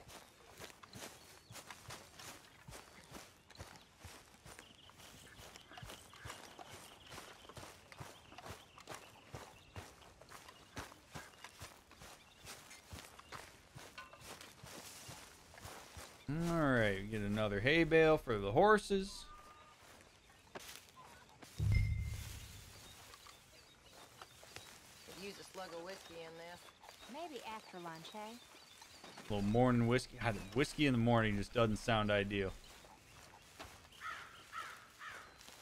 Everybody's stuck here, man. I also don't know that it would feel as scary as we think, considering this is normal for everyone back then. Do you think they'd be accustomed to it? I mean, I think you can be accustomed to it and still dislike it very much. You know, like, I do think people generally like to have some stability, particularly when they've got other folks to care for. And the fact that we don't really have that, we don't really know where the next steady flow of resources and income is going to come from. I mean, we do fine as a group when we got to move, but everybody here, you got to remember, everybody here has been sold by Dutch on the idea that we are trying to get somewhere more stable. I hear you've been getting into trouble again.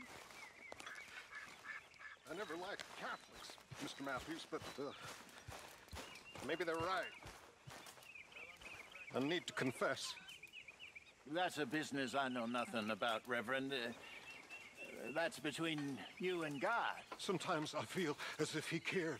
He would have killed me years ago. That's a feeling I can relate to.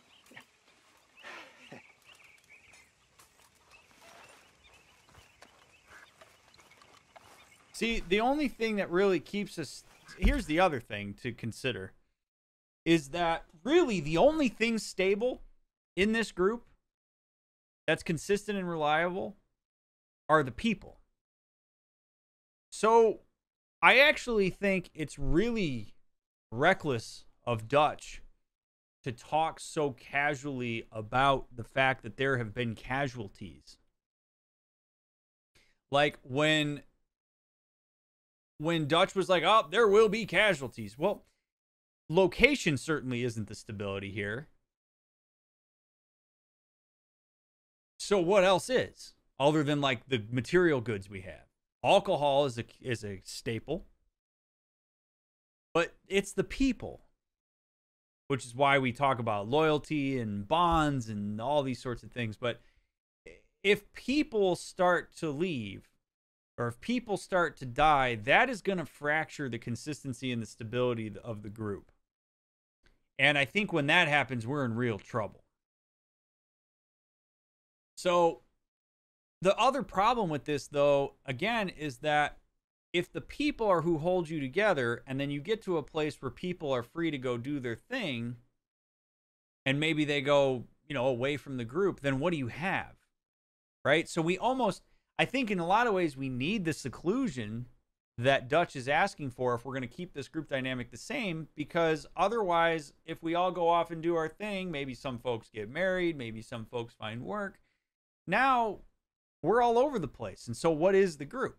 And so Dutch needs us to be held together. Dutch wants us in a secluded space. He's selling us on the idea that it's because we need to stay away from how society is developing.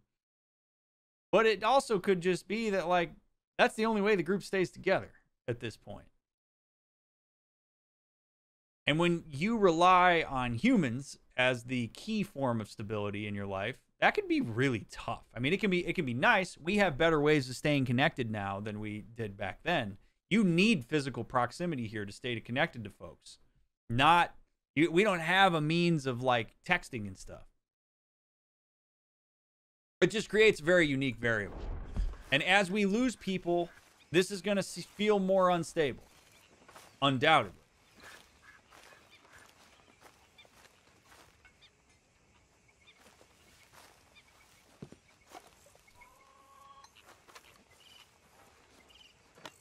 Another day.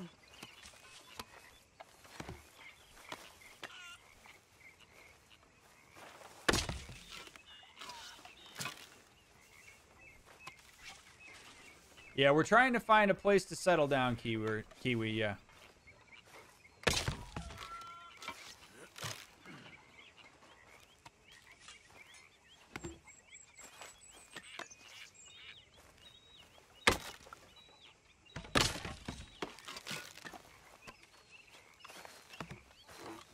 I really want to win some poker. I really do. I think people are probably low on money right now. The details of the wood chips are so cool. I mean, just the little details are so great. Let's get this last log chopped. Boom. Good shit. All right, we've done our part. Don't ever let somebody tell me I ain't doing my part around here. Ooh, what's this? Exactly, Skog, right? You okay, Arthur? You want to talk? Sure. Yes. What's up, Tilly? What's been going on with you? I don't know. I've What? been acting kind of crazy. Mm-hmm. How so? I've been killing a lot. I mean, innocent folk. I don't know why. Yeah, that's bad, Arthur. That's real bad. I know. I just... Well, you know me. Sure. I know you. But then you go act all crazy. You're up, but I've always been crazy. No, you haven't. Maybe Mike could put a spell on me. And maybe you're just being a fool. No, there's always that.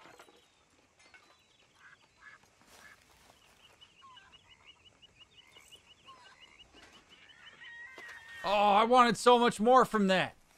I wanted so much more. Oh, man. I was like ready for that to be a therapy session.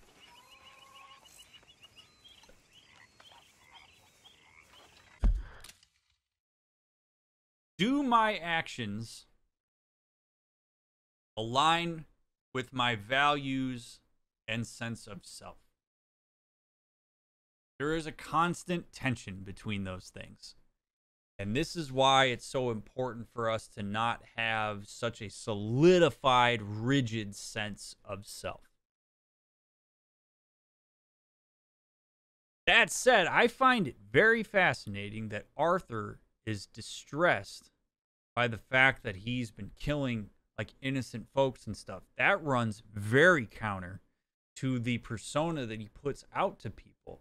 He sits down with Tilly, has an opportunity to talk about what's going on. She says what's bothering you, and he says that what's bothering me is a thing that's in misalignment with me being a good person, so to speak.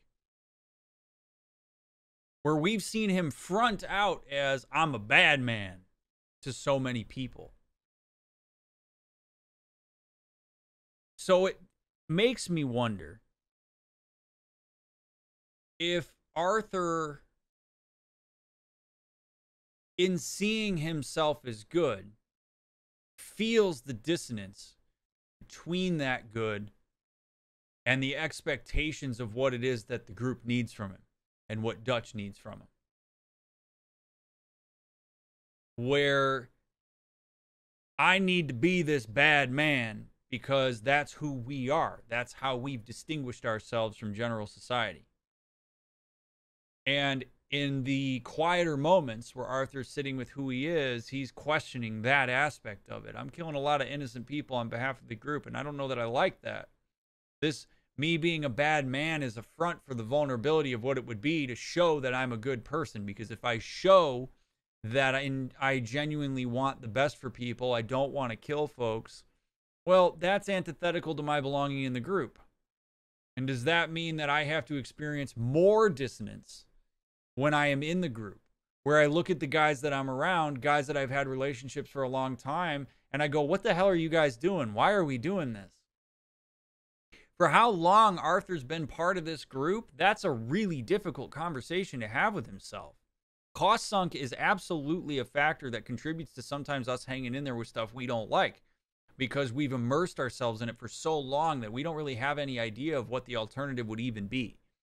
The alternative here is, if Arthur is a good person who wants to act on his values and virtues, what does that mean for his role in the group? And I don't know that there's anybody in the group that's going to give him a straight answer for that besides maybe Hosea or maybe Charles.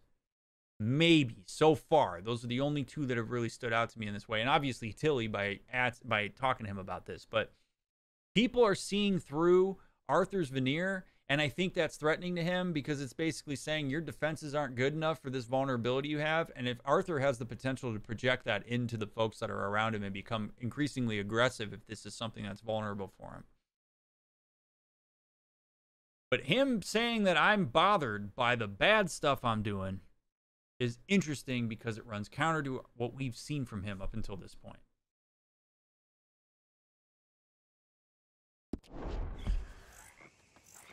I'm going to repost because I'm curious, with having been said, do you think that influenced the conversation when Dutch said casualties will happen and Arthur seemed a little unsure? I think so. Potentially. If Arthur has that kind of insight, yeah, absolutely. That's really cool that we just had that conversation with Tilly. I love that. All right, what do we got over here? We got a thing with Lenny. Let's go do a thing with Lenny. That sounds really ideal right now.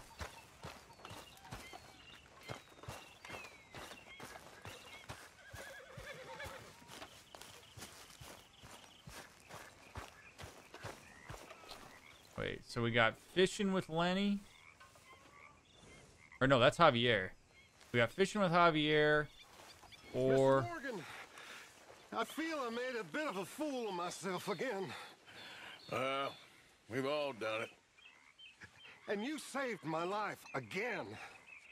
Well, maybe one day you'll save mine. Or my soul. Yeah, I'd like that. Don't make fun of me. Oh, I'm sorry. Anyway, it wasn't a complete waste of time. I stole this from one of those awful men. You should have it. What is it? Well, thank you, but you were blind drunk. I was drunk, but I never forget my manners. Be well, Mr. Morgan.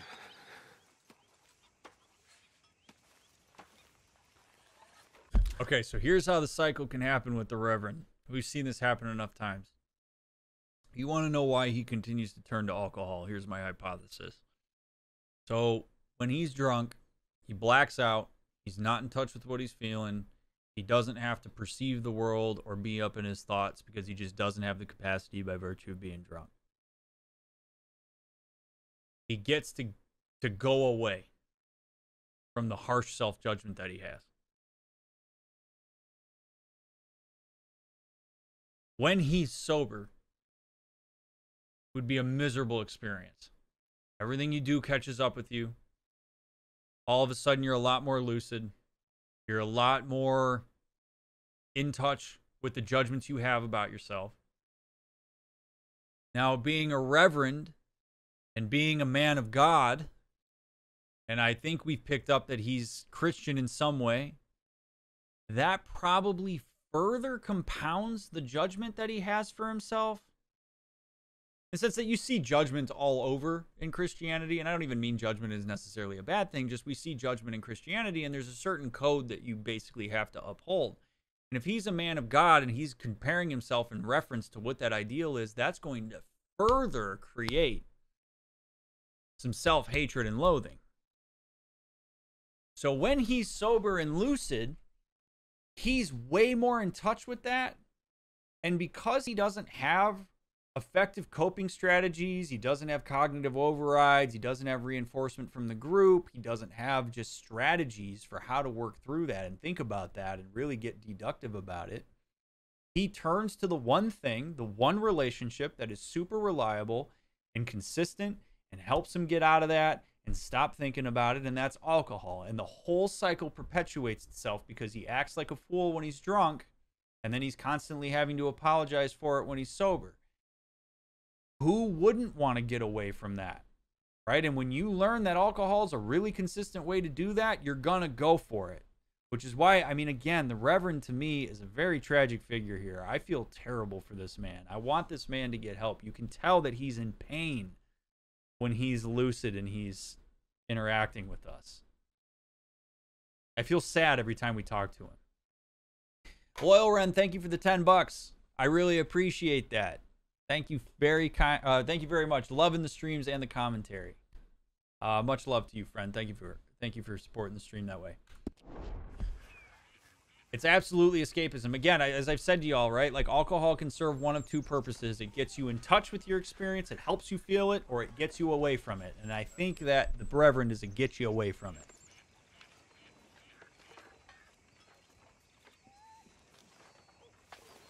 I didn't know that I could do that, Plastic. I do like to look around the camp every once in a while, though. Who just called out for me? Okay, I don't want to go fishing again, so rob a homestead. Do I want to rob a homestead?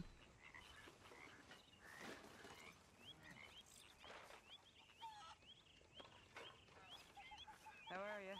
I still see that as his choice. I mean, like, it's a job. You can do a job you're not good at. I see the same with religion, but how do you get out of that cycle?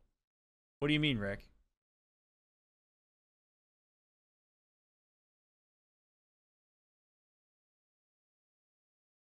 I mean, it is his choice to be a reverend for sure, but you got to remember, people hold spirituality and religious doctrine usually very strongly, and if even though he chose to be a reverend, that's still something that he's going to be soaked in. And I'm not saying that that's necessarily the case, but like, you do have to take that into account here, right? Like, if he's a man of God, I mean, the Bible is really all about trying to live in certain ways that are considered to be objectively good. And if he's running counter to that, and by being an alcoholic, by being slave to a vice, I mean, a lot of stuff in the Bible is about how you basically take control over things that generally pull impulse out of folks. Well, alcohol is one of them. And so here's a man of God who's getting wasted all the time and doing dumb stuff. So he's not only got to sit with whatever self-judgment he has, he's also got to sit with the judgment of his general point of reference. And yes, is that his choice to follow that doctrine? Absolutely. But if he's been doing it for this long, that choice is catching up with him here, and it's further perpetuating some of his own internal struggle. You know, I would like to see him engage with the forgiveness aspect of religion, right? Like, I mean, forgiveness is a big part. Like, AA is built on religion. It's built on Christianity. I mean, and forgiveness can be a really useful tool as it relates to that. But forgiveness, if forgiveness doesn't come along with accountability and change, forgiveness actually becomes enabling. So if he's constantly forgiving himself and using religion to forgive himself for the actions that he's taking, but he's not actually changing the actions, then the point of the forgiveness is to enable his behavior, right? He can say, oh, I can do whatever because I can forgive myself. If forgiveness comes with accountability, it's a lot more strong of a concept. I can forgive myself for the decisions I made. I can understand why I made them. I have insight into why alcohol is a thing that I want to turn to. I forgive myself for making that choice, but I am making a pact with myself to do better and to live according to whatever virtues I have. And it would be, if the Reverend decided, you know what, I want to live with the bottle, I want to be an alcoholic, I want to change my values and my doctrine, that's fine. He's well within his right to do that. I would not get on him about that at all. But, you know, again, you got to be careful with things like forgiveness, because in a lot of ways, sometimes that's why people don't want to forgive, because they see it as letting people off the hook and enabling. Well, you can't really pick and choose. Forgiveness can come with accountability. Should come with accountability, in my opinion.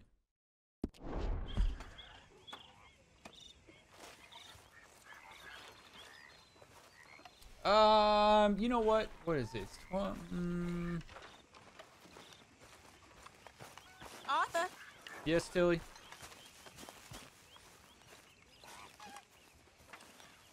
How are you? Alive. You? Fine. I like Let me her. ask you a question. If I was to kill Miss Grimshaw, would Dutch be mad?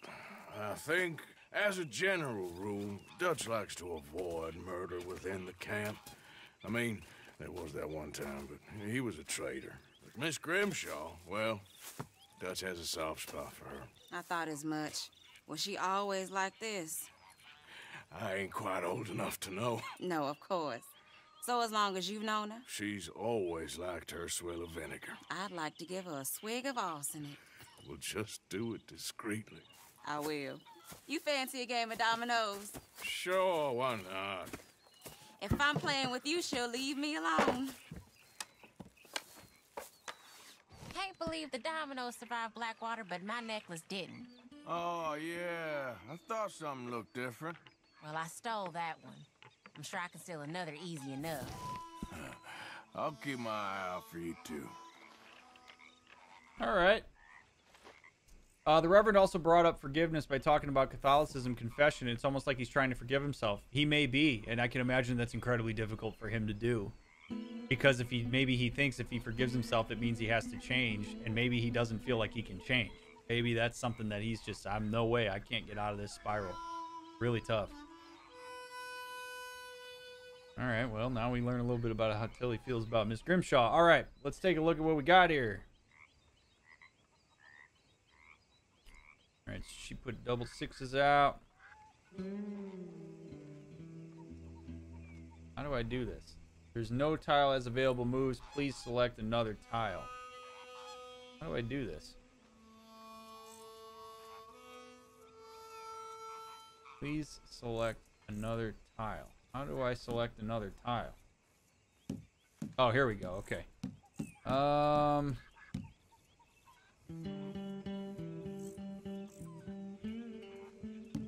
When I walk around roads, it feels like a town trapped in time. It really does.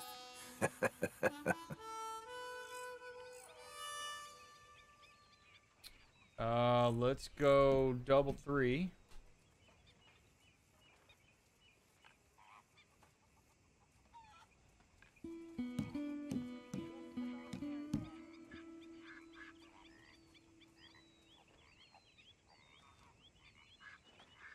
And let's go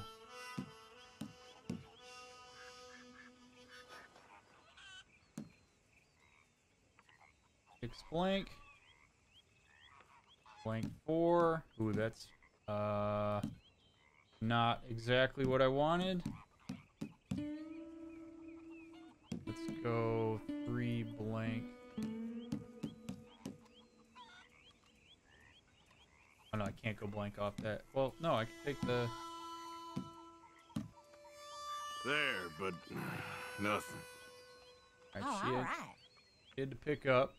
Ooh.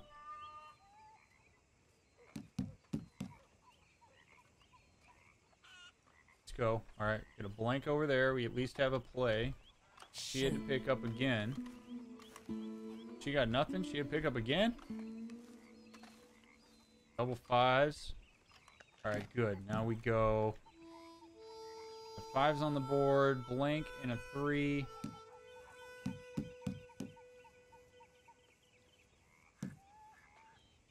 All right, we're gonna play the 3 because then we got double blank. Yep, there we go, and we're gonna win. Lovely. Ah, well.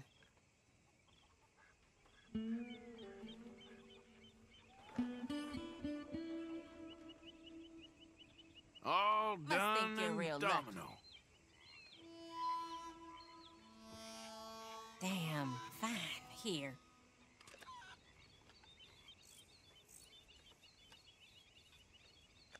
Al-Anon would be another example, Joms. Over AA. Dominoes player. I don't know exact. I don't think Al-Anon is as religiously driven as AA is. You might see if there are other groups available to just sort of talk about alcoholism and accountability and stuff like that. I don't know if I don't know. I'm not super well versed on all the resources that are out there. AA and Al-Anon, Narcotics Anonymous is another one, but I don't know if NA is as religious or not. I wish I had a better answer for you, Joms. I'm not sure. By the way, dominoes is just, you got to match the numbers. You play them out, you go till you run out. You do better in dominoes than in poker. Dominoes is a little easier, a little less chance. I prefer poker in town as opposed to in camp. All right, let's take a look at what I got here. So we got 4 and a 1. So you basically are trying to map this out so that you can run out of tiles. So I'm going to play this 4 with the blanks because then I can get I can play a 1 off the other side. So there we go. Pay the 4 blank. All right, good. She plays. Now I can play.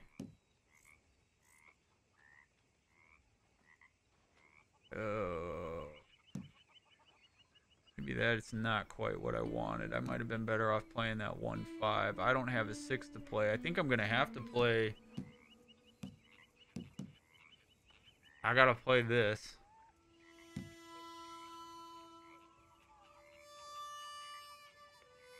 Oh, God, money. All right, she plays the 5. I'll take a 5-3.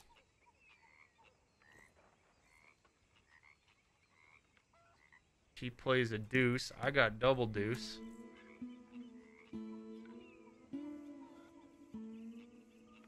She's got 3-6. Son of a bitch. Perfect. There we go. All right, well, that helps.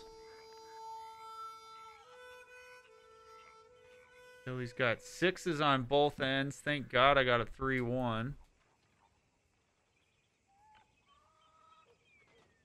Come on, I need something. Good. Pick them more up, Tilly. Oh, money.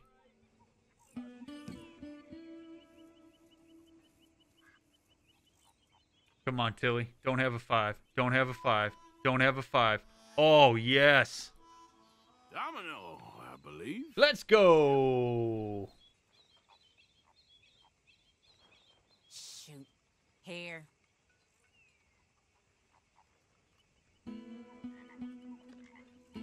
I've seen Smart Recovery as a non-religious version. Okay, there you go.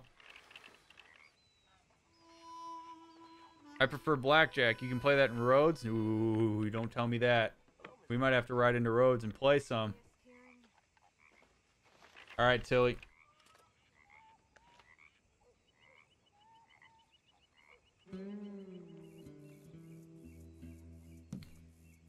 She plays 6-4. Do I play the 4 deuce?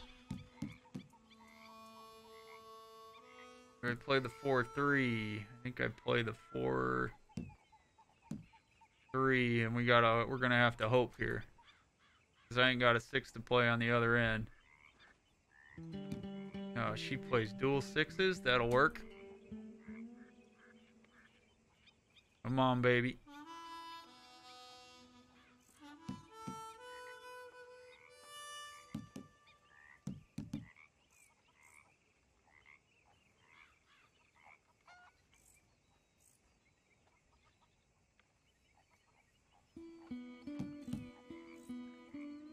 Double 1s.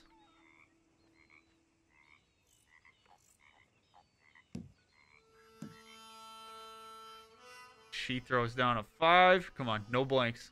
No blanks. Good. Dual blanks. Ain't worth anything, but there.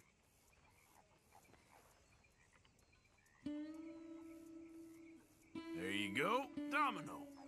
Yep, there. Oh, sorry. Here. Come on. That's how you do it, right there. Oh, I'm sorry.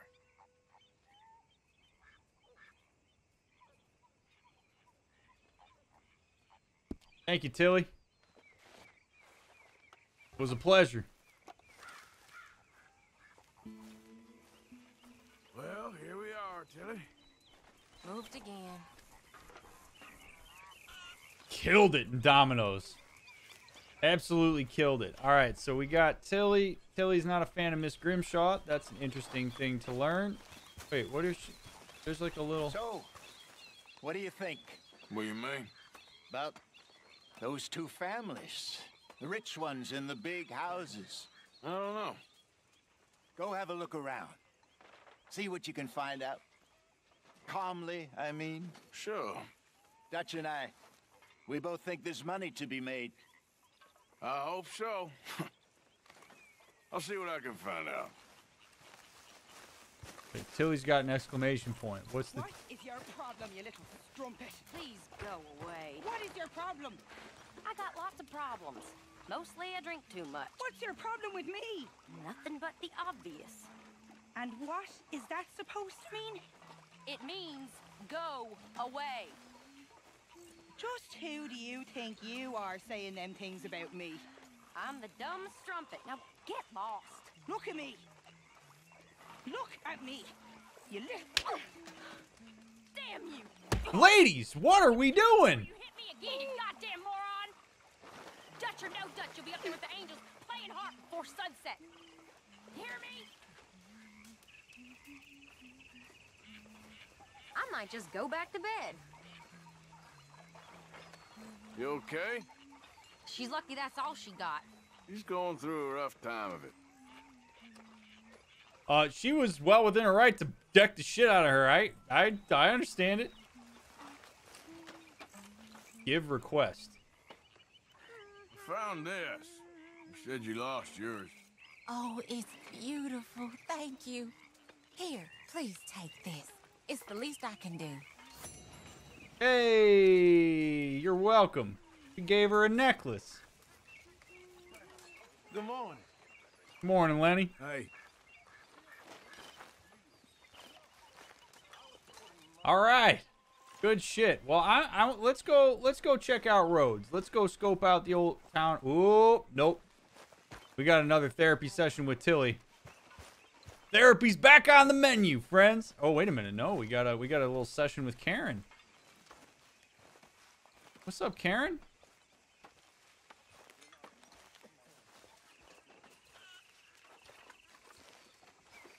What have you been up to, Arthur? Oh, come on. You look odd. You want to talk? Arthur closed his eyes during the conversation. I don't know. I just don't feel myself. Been out a lot. Sure. Anything fun? I've been bad. I've been killing animals just for the hell of it. That's it. Well, also killed a bunch of innocent folk. I don't know why. What's wrong with you, Arthur? I just get so angry. About everything. About how this is gonna end. Well, it'll only end well if you keep your mind, Arthur. We need you. I know.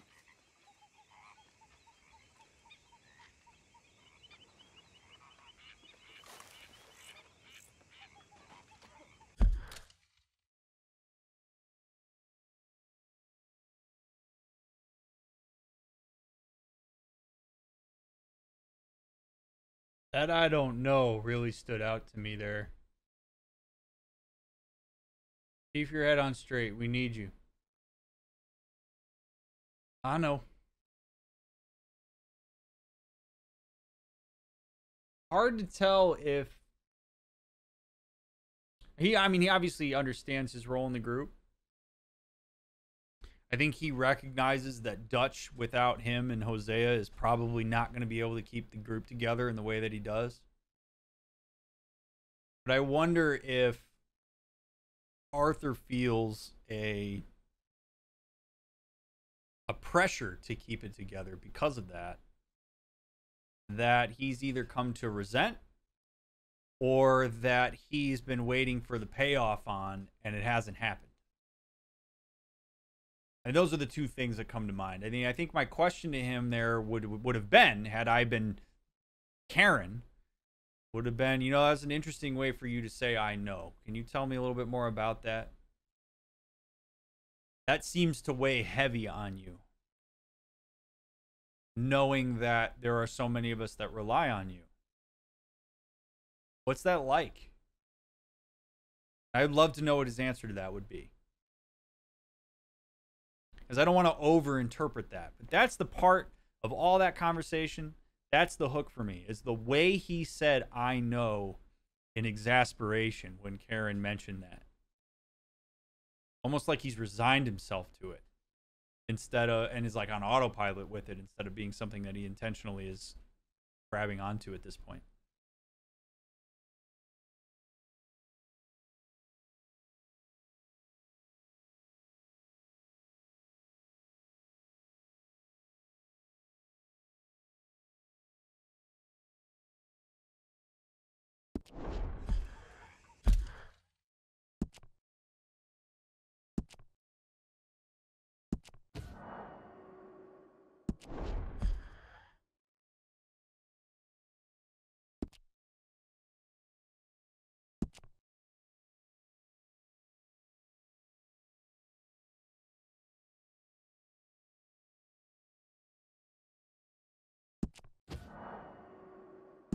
That's the most recent save, right?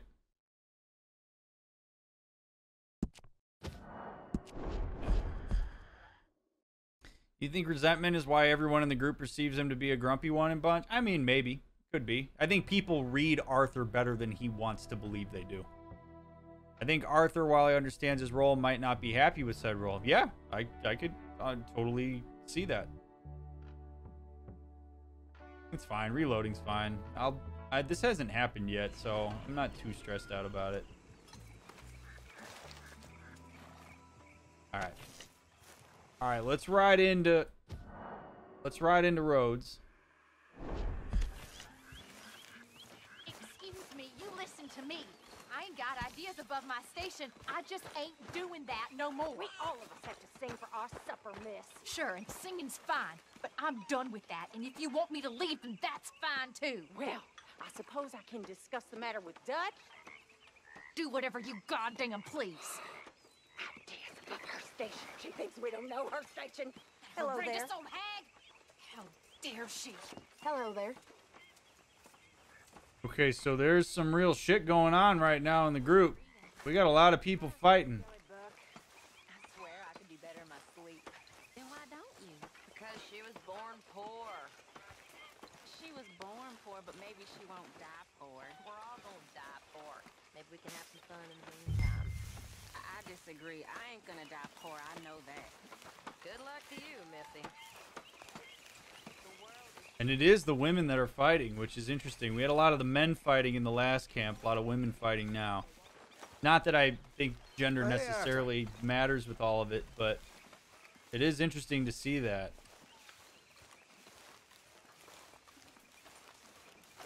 I mean, I can understand why they're struggling. We're in a new spot. People are trying to find their roles again. There's a lot of unexpected stuff coming down. Like, this is going to stress people out. And this is when Dutch is probably going to swoop in with all of his, you know, his charismatic speeches and stuff.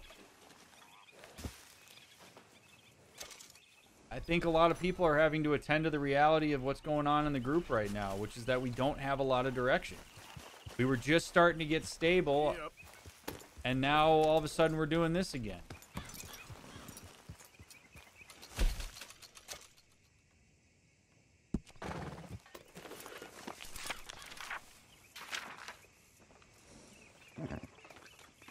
Miss Adler, oh, here we go, okay. Miss Adler, the widow we rescued a while back, might be the craziest one of all of us. She fights like a cornered polecat with a rage and bloodlust that frightens the hell out of me. I ever get on her wrong side and I'm a dead man. I don't intend to. She's a fine woman, amusing and good-hearted and decent and angry. I took her shopping to stop her filleting old Pearson right in the camp. After we got jumped, she went insane and showed him she can kill with the best of us. So it turns out we're holed up outside a town called Rhodes, deep in old cotton country. Place has not recovered from the war, and those folks that is sober enough to think are still angry. The drunk, which is most of them, are angrier still, but perhaps for other reasons. Adding to the absurdity, we appear to be planning to deputize ourselves into the local law enforcement,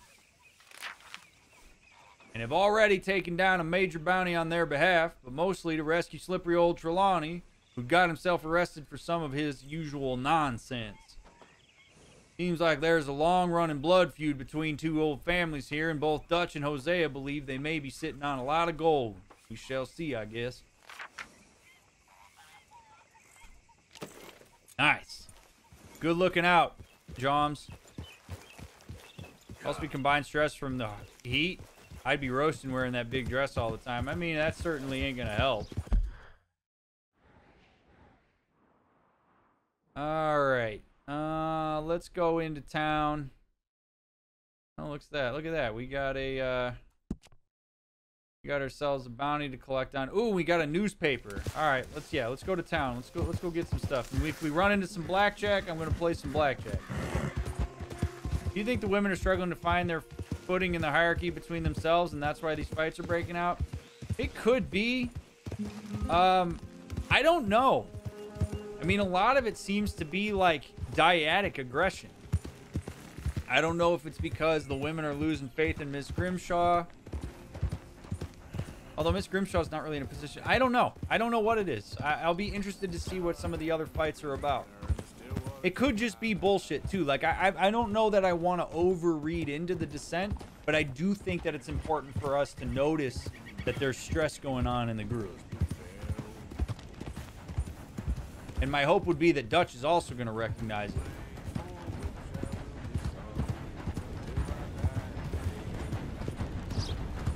Howdy, sir. I love that there's just random trains around here. It's so great.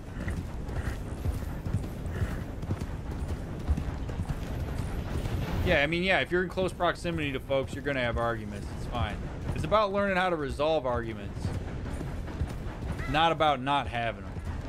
I mean, obviously not having them is ideal, but... Hi there, mister. Morning, partner. All right.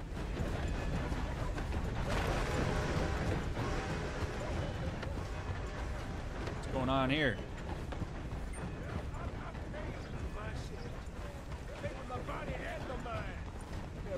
What y'all pay? Gosh, things. Seen bad things. Hey, mister. Will you give me some money? You Confederate troop? My cousin got arrested for shooting some fella that was trespassing Sure. on his land. It's horseshit. Something's on your property. Well, thank you. Say, where you from? Around. Ain't from around here. If I was you, I'd leave. This town lost its goddamn soul a long time ago. Sounds like Joel. Nothing but nasty, miserable people.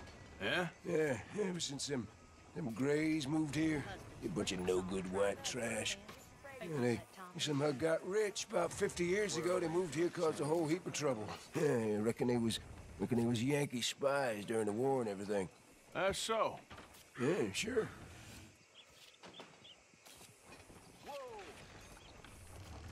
It seems that even in the early 1900s, we treat veterans the same way we treat them in 2021. If you don't mind, partner, I'd kind of like to be alone right now. Yes, sir. That's totally fine. Don't take care of the veterans. Just leave them to hang out and dry. You know, you're good to us while you're in, but fuck you when you're out. I'm sure you got better things to do than hang around an old cripple like me. I'd like to buy this newspaper, sir. Want to buy a paper? Yeah, I most certainly do. Oh, shit, we got two of them to buy? Have fun reading. St. Denis Times, number 44 and 45. We got some reading to do. Got some reading to do, chat. St. Denis Papers, number 44.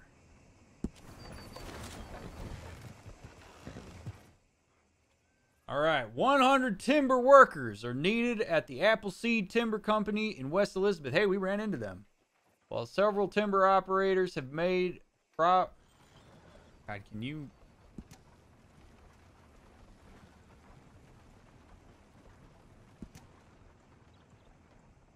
Can't read that. All right. Exclusion Act upheld. Immigrants must stay out, says President. Asked to make law evicting immigrants permanent. Foreign workers harmful to wages and economy. Jesus Christ, we really just haven't moved on from this shit, have we? The Chinese Exclusion Act, passed into federal law in 1882, has been renewed. The law prohibits all further immigration of Chinese laborers, saying they have a detrimental effect on the U.S. economy and are being used by industrialists to undercut labor and keep wages low for everybody. That's not the problem. That is not the fault of people who are migrant workers. Oh my God. It is the fault of the people who hire them at exploited wages so that they don't have to pay people who live in the United States and are citizens a living wage. It is the fault, it is not the fault of people who are just trying to get things done. That doesn't ruin the economy. Shitty bosses, terrible corporations, they ruin the economy by hoarding all the profits and shit. That's what creates the problem, not migrant workers. God damn it, man. We still have this kind of rhetoric in this day and age, and it's just, God, man.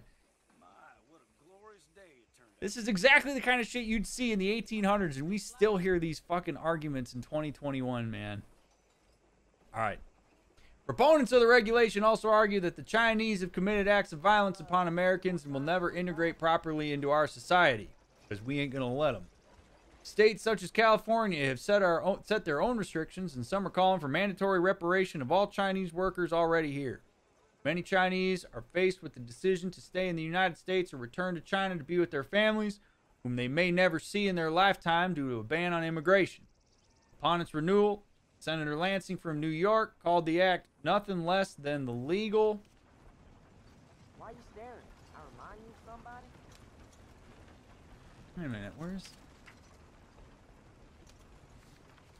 Nothing less than... He was shouted down by a majority of senators who support the ban.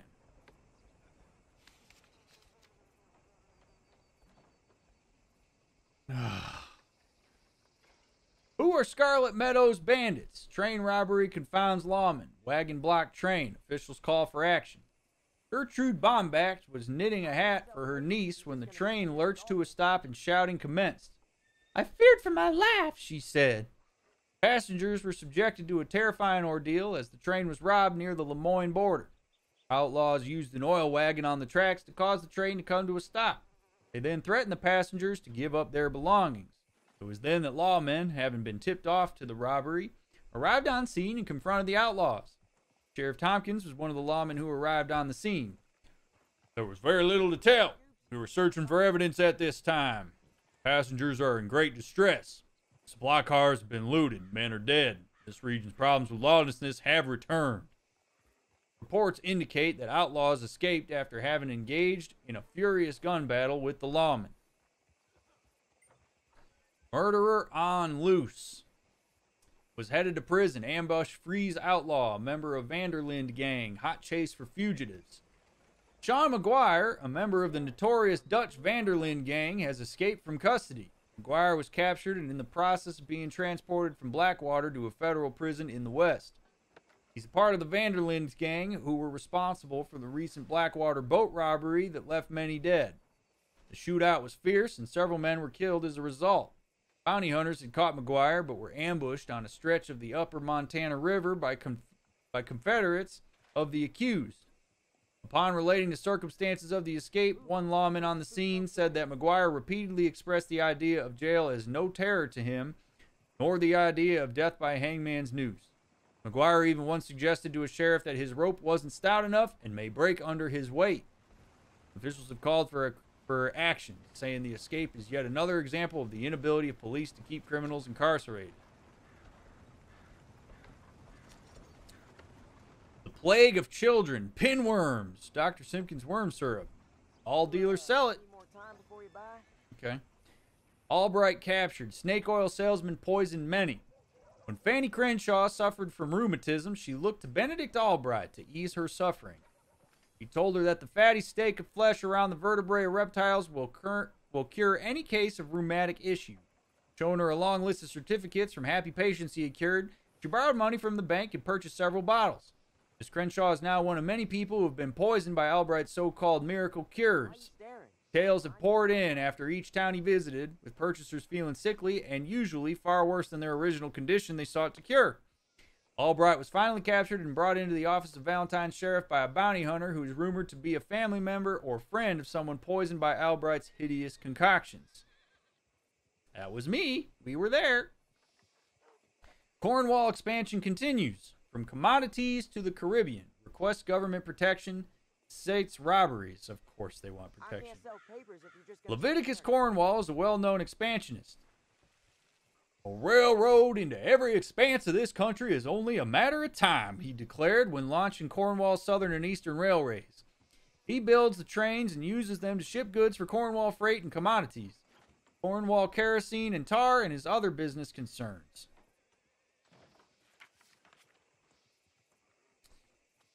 Something the Caribbean, and not a week goes by without a ship ferrying Cornwall sugar calling into America. He's now calling for government support to bring protection to industries working to improve conditions in the West after a string of robberies. Mr. Cornwall, who's been known to speak glibly about the evil effects of education upon certain kinds of lesser intellects, is one of the wealthiest men in the region and requires numerous private guards to protect his person and multiple concerns. Yes. If you keep people stupid, they can't get onto the way that you are scamming the shit out of them. It's a classic move. Education is not good for people that constantly use nefarious means to stay in power. You don't need people catching on. You got to keep people dumb. Despite questionable accounts of poor conditions at plantations run by Cornwall employees, his something, the United States and Congress has so far shown little appetite for breaking up what many people call a regional monopoly of services. Alongside his private militia, he is believed to be one of the principal clients of the Pinkerton Agency in the region. That's fine, Ellie, if you gotta go. I don't know when I'm gonna finish. President congratulates America, says the U.S. is unstoppable. Spanish-American War outcome celebrated, victory in 100 days. President Alfred McAllister congratulated the American people in their response to the call to arms and North and South joined together to defeat Spain, saying that Spain is no longer a power, and the United States stands as the strongest nation in the Western Hemisphere. The splendid little war saw the U.S. Navy defeat the Spanish fleet in a mere few hours. Not one American life was lost in the skirmish, proving what McAllister says is, quote, testament to the glory and perseverance of America. Overall, only 300 Americans lost their lives in the war, while the other side reported thousands of dead at the hands of our brave boys. He especially made mention of the Colonel Thaddeus Waxman and his Rough Riders, the cavalry troop that took San Juan Hill in Guerma, becoming a national hero in the process. Evidence of ancient mystery discovered. Local man finds rock carvings. Church officials denounce the claim. Ministers gathered last week to denounce the claims of eccentric resident Frank Sinclair of Big Valley, West Elizabeth, who asserts he has found evidence of ancient peoples and local rock formations. He has discovered several mysterious rock carvings around the country and claimed they point to a great meaning, a mystery he intends to solve. Religious leaders have grown concerned with his work, worrying that others will get caught up in his fever and heretical beliefs. There's only one meaning and message, and that is the message of the good book, Reverend Sterling Morton stated during the gathering. Mexican desperados bring terror. Grizzlies under siege. Boldness of Flacco's gang worries law. Some of the most desperate bandits in the region are imposing a reign of terror on the Grizzlies and surrounding country. Led by a famous gunslinger, outlaw, and robber, Flacco Hernandez, a gang of thieves has raided numerous local towns, including Strawberry and Valentine. In one daring but ultimately fruitless train robbery, the safe and strong boxes were blown to atoms. Frightened passengers were held hostage, though not mercifully molested. Reverend Eunice Garand has called for the expansion of what he calls, quote, all men of Mexican ancestry, as they bring villainy and wanton crime to our great country. Okie dokie. Why are you staring? I remind Cigarette cards give fame to murderers. New edition from Falcon Claw drops protest. Anti-Cigarette League warns card spreads habit to youth. For many a year, man and boy alike have delighted in all manner of collectible cards, including in pouches, packets, and tins of tobacco. But a new set from Falcon Claw Tobacco that celebrates famous gunslingers and outlaws has drawn the ire of Puritan groups. Cards honor gunslingers such as Black Bell, Jim Boy Calloway, and even Emmett Granger, a known sadistic killer who has in recent years turned to hog fancy. Yeesh. The Butcher Brothers, who ran afoul of legendary gunslinger Landon Ricketts, are also featured. Mexican desperado Flaco Hernandez graces one card. When the likes of Frank Heck, the Otis Miller boys, or the coward Billy Midnight who shot many men in the back are celebrated in this way, it spreads the contaminated influences and infects the cigarette habit. Oops. I should try that again. When the likes of Frank Heck, the Otis Miller boys, or the coward Billy Midnight who shot many men in the back are celebrated in this way, it spreads the contaminated influences and affects the cigarette habit, said Miss Hattie Bradley of the Anti-Cigarette League. Stores report that tobacco has been selling well. Death lurks in the dust. Scarlet Fever rages in Armadillo. Shocking conditions in the city. Scarlet Fever exists in this town to an extent that has never been seen before, believed to be due to bad sanitation, though one health official claims it is exacerbated by the high winds and dust storms plaguing the county. The spread of zymotic diseases has raised great fears. Many households are under quarantine, and those who can are fleeing in droves. Sanitary conditions in the town are deplorable, and the mortality rate is so high that residents have taken to burning bodies. Between the dust storms killing the crops and causing starvation and the Scarlet Fever epidemic, some say Armadillo feels like a cursed town. Travelers are advised to avoid the area. Black Widow captured, murdered several men. Ellie Ann Swan charmed many a man with her silver tongue and handsome figure, but those who courted her were rewarded with the kiss of death. Wanted for the deaths of several men, including her husband, Swan became known as the Black Widow. While it isn't known what caused her to turn to suitors, it is known that her spree of killing has come to an end. Miss Swan was turned over to authorities and is currently awaiting trial in the Valentine jail. Still protesting her innocence, at the time of capture she was luring another unsuspecting suitor into her web. Damn, man. The Art of Angling by Jeremy Gill. This guy. I like this guy. Bullhead catfish. My writings on angling continue to attract fresh, young neophytes eager to begin life's journey standing in solitude, holding the pole in silence, free from the berating of a fair sex. Indeed, I have even taught more than one U.S. president to fish, especially catfish, for luring bottom feeders into a pernicious situation that benefits the well-heeled is a prerequisite for successful politicians, almost as much as a prerequisite for any wise husband. Catfish respond to the handmade lures, crayfish, and worms. Try all three when attempting to land his simply wonderful and much maligned fish. They also need to be coaxed, not bullied. There are fantastic bullhead catfish near Sisiska Island. If you or me angling for a bullhead, please do come say hello and ask for an autograph. Unlike the fish, I promise I won't buy it. Machine kills man. First recorded death by petrol-driven vehicle. Mr. and Mrs. Thomas Eberhardt were heading from Boston to San Francisco by vehicle Thursday and met a terrible accident as hundreds waited hours in the streets for their arrival in Sanford, Connecticut to see an automobile for the first time.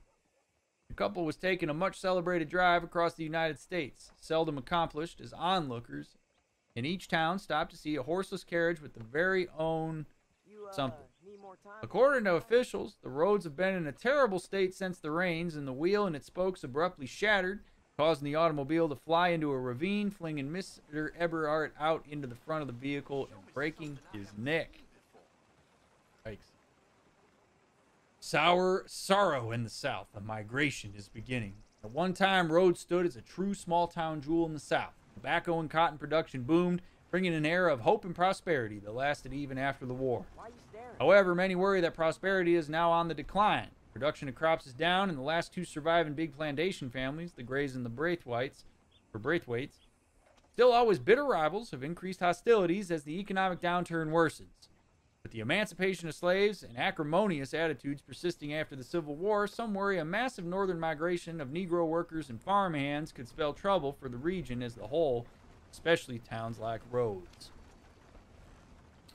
And there's a lot going on here, fam. Woof! Wowzers. Line up, Rhodes. Get your paper. I got it. I think. I think I'm a ride back to camp.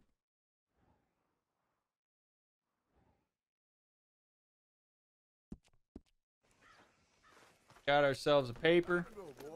Actually, no, you know what? Where's the saloon? Saloon is, I think it's up the road a ways. Your voice for Jeremy Gill reminds me of Ulysses McGill and Oh Brother, Where Art Thou? I love that movie. Absolutely fabulous movie. Excuse me, ma'am.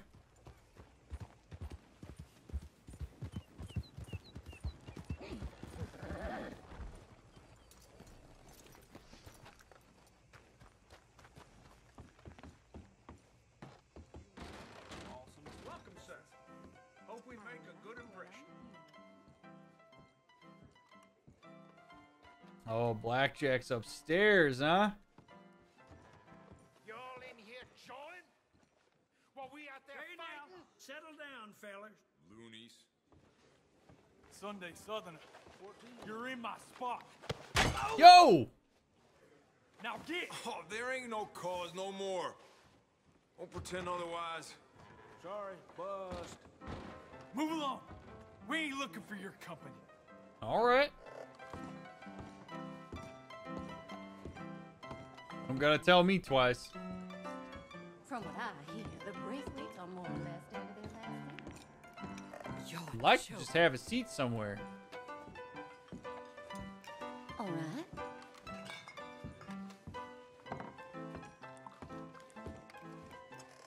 No cards. Hey now, you gonna leave here? You got me? Yes, sir. Jesus.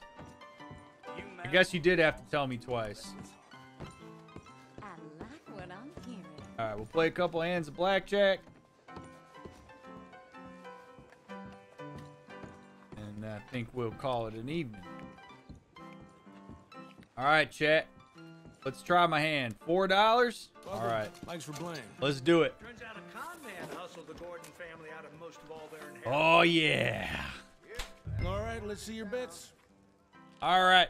I'll throw 6 cents. Let's go. 10 cents. We're going 10 cents a pop. No more bets? Let's start. Ooh, give me that 8. Oh, baby. Come on. That's blackjack. I hit a blackjack on the first hand. Are you kidding me? Yeah, let's keep this going. 13. Adds to 8. 17.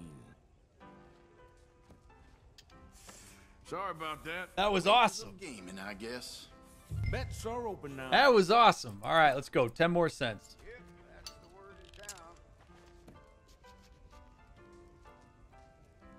That's it then. No more bets. Oh, another king. Good, good, good. Give me a 12. I hate that. He's sitting on a 10. The odds are not in my favor here. Hit me. Card, please. Damn, that's a bust. That sucks. That sucks.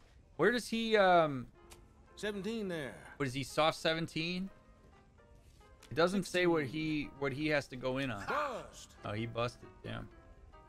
You need another chance. Just shut up, will you?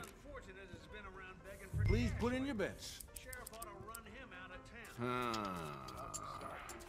right, 10 cents. Come on. All right, bets are now closed. Or give me a 7. A 6.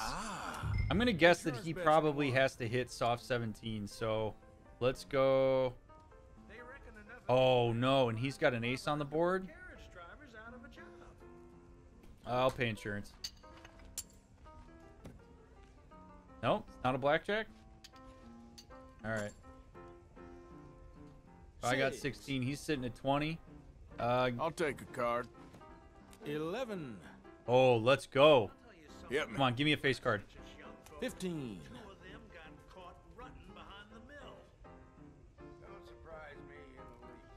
No. Them feet of yours 20. cold, huh? Stand. Come on, bust. 12. Come on. 18. You must be joking. Ah! Do it again. Lucky. I've been watching your Last of Us playthrough. I keep forgetting it's live and going to comment and chat. It's hard a habit to break. Oh, I bet. Bets are open now. All right, come on. 20 cents. Okay. Let's go. Hey, we got another man in. This doesn't have the same intensity that poker has, though, you know? All right, we got a 2. Ooh, an 11. You're lucky. All right, all right, all right. I'm gonna double down. 16. I'm doubling down. There's 11. Double down, baby. Double down. Come on, give me with a face card. 16. That sucks. He's on a 4 though. And come on, bust, bust, bust. Are you kidding? Shit. Oh. The amount of times that happens, man. Now, this is supposed to be amusement. God, Blackjack's brutal sometimes, man. God. I'm in chapter 3, why? No more bets. Let's start. Give me a 7. Ugh. Well, I mean, I guess that's a 7. That's not exactly what I wanted, though. Oh, God, dealer's sitting on that. I gotta hit this. I gotta hit on. 19. Nope. Better stay, yeah. It's 7. All right, hit me. Yep, card. 17. Oh, Jesus. 13. Hit me. 20. I'll pass. 15. Come on. Well, Yeah! Yeah. Yes. Give me that 50 cents, brother. Let's go. Let's go. All right, let's see your bets. All right, let's ride that wave. Let's go dollar. Let's go dollar. That's it then. No more bets. 3. Give me an 8. 15. Oh, good. He's sitting on a 6. That's good. Yep, hit me. Give me a card. There we have 10. Let's try it again. 17 there. I'll take a 17 with you having a 6 on the board. Yes, sir. That's 12. Pass. 13. Come on, bust. 19. Damn it. God, dude. Damn this shit. Yep, I feel you there, Arthur. I feel you there, man. No way. I feel you. That's for sure. Ugh. I think it's time I was leaving. Farewell and thank you. All right, have a good one, sir. All right, bets are now closed. Okay. Hey, there we go. Oh, shit. Dealer doesn't have a blackjack. Not All right. nothing for me. 11. I'm gonna double down. Come on, give me a face card. I think. Double down. Let's see whose luck is in. That sucks. 12. Come on, bust. There we have it. Hey, what 21. now? Yeah. Gonna turn the corner any second. How does he hit a 9 there? All right, let's see your bets. Oh my God. No more bets. Let's start. Good. Hey, give me an 18 with you a 9 on the board. Of course you have a 9 on the board. 20. 18. There. 19. Are you punch drunk, friend? You might want to take a step back.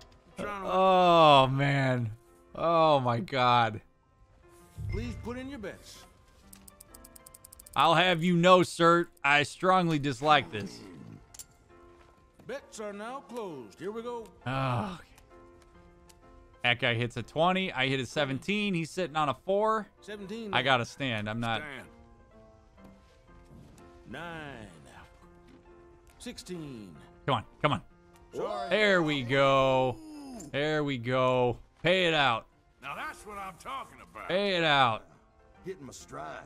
All right, let's see your bets. Let's go. Another dollar in. No whammies. No whammies. That's it then. No more bets. Howdy, sir. Okay. 7. 12. And he's sitting on a 10.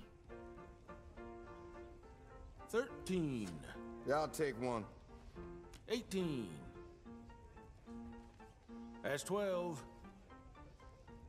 Oh. Card. Oh, that's a bust. Oh, my heart just bleeds for you. 17. Excuse me? Shut up. 16. A Damn 20. it. Dang. Nothing I can't absorb. It hurts, man. It hurts. Down to my last 50 cents. Please put in your bets. Down to my last 50 cents, chat. I'll go into 24. All right, bets are now closed. All right, sir. Come on. Give me something good. Give me an 8. This is... You give me an ace? 14. Oh. Card, please. 12. I hate it, man. I hate it. What's he got? A 5? I'm a stand here on a 12. Nothing I'm a hope he 13. busts. And 9. There's 11. Oh. 18. Not to be sniffed at. Now, ain't that a crying shame? Hope no one at work sees this.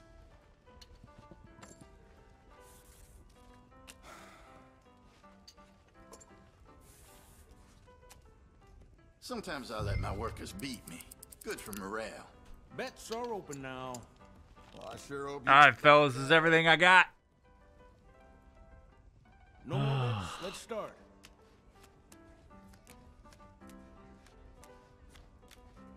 $15. No, and he's got a 2 out. All right. 17 there. Stay there. 13. We have 5. 16. 16. A 20. Come on. That's when you stand up and leave. This can't go on forever. That is nuts. No, sir. You can kiss my ass. Thank you for playing. Kiss my ass. You get a 20 on that, sir. Nope. Nope. Nope. You walk away from the table. You walk away. Playing angry ain't good. We'll do it another day. Wasn't in the cards. Was only $4. We budgeted for it. How's your luck? Oh, jeez. Ah. Mark, how's your luck? I'm looking for my mate Gavin. Somebody help me. What's the matter, sir? Gav? Sir? I've lost my friend. Sir? Somebody help me, please. I'm trying. Hey, mister. Listen, have you seen... I'm looking for my friend Gavin. I don't know any Gavins, I'm afraid. English bloke. Lovely fella. He went missing and now I'm all alone. Good luck. That's too bad.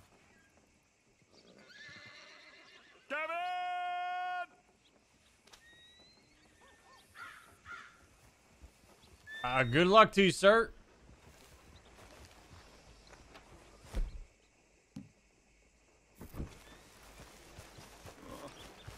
I am so worried.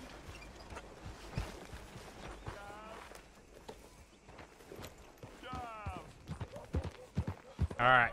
Let's ride out of here. Get outside the city limits.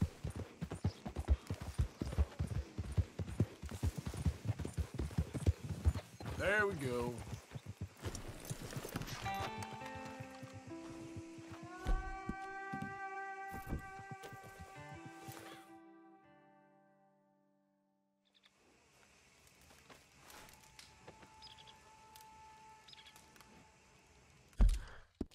All right, we'll sit by this lovely campfire, and we'll cause more of a ruckus in Rhodes on the next one. Thank you for being here, friends. If you are watching the VOD, please Make sure you hit the like button. Leave me a comment. I love responding to them. I love reading them. And make sure you turn on alerts for when I go live again. Thank you all. Catch you on that next one.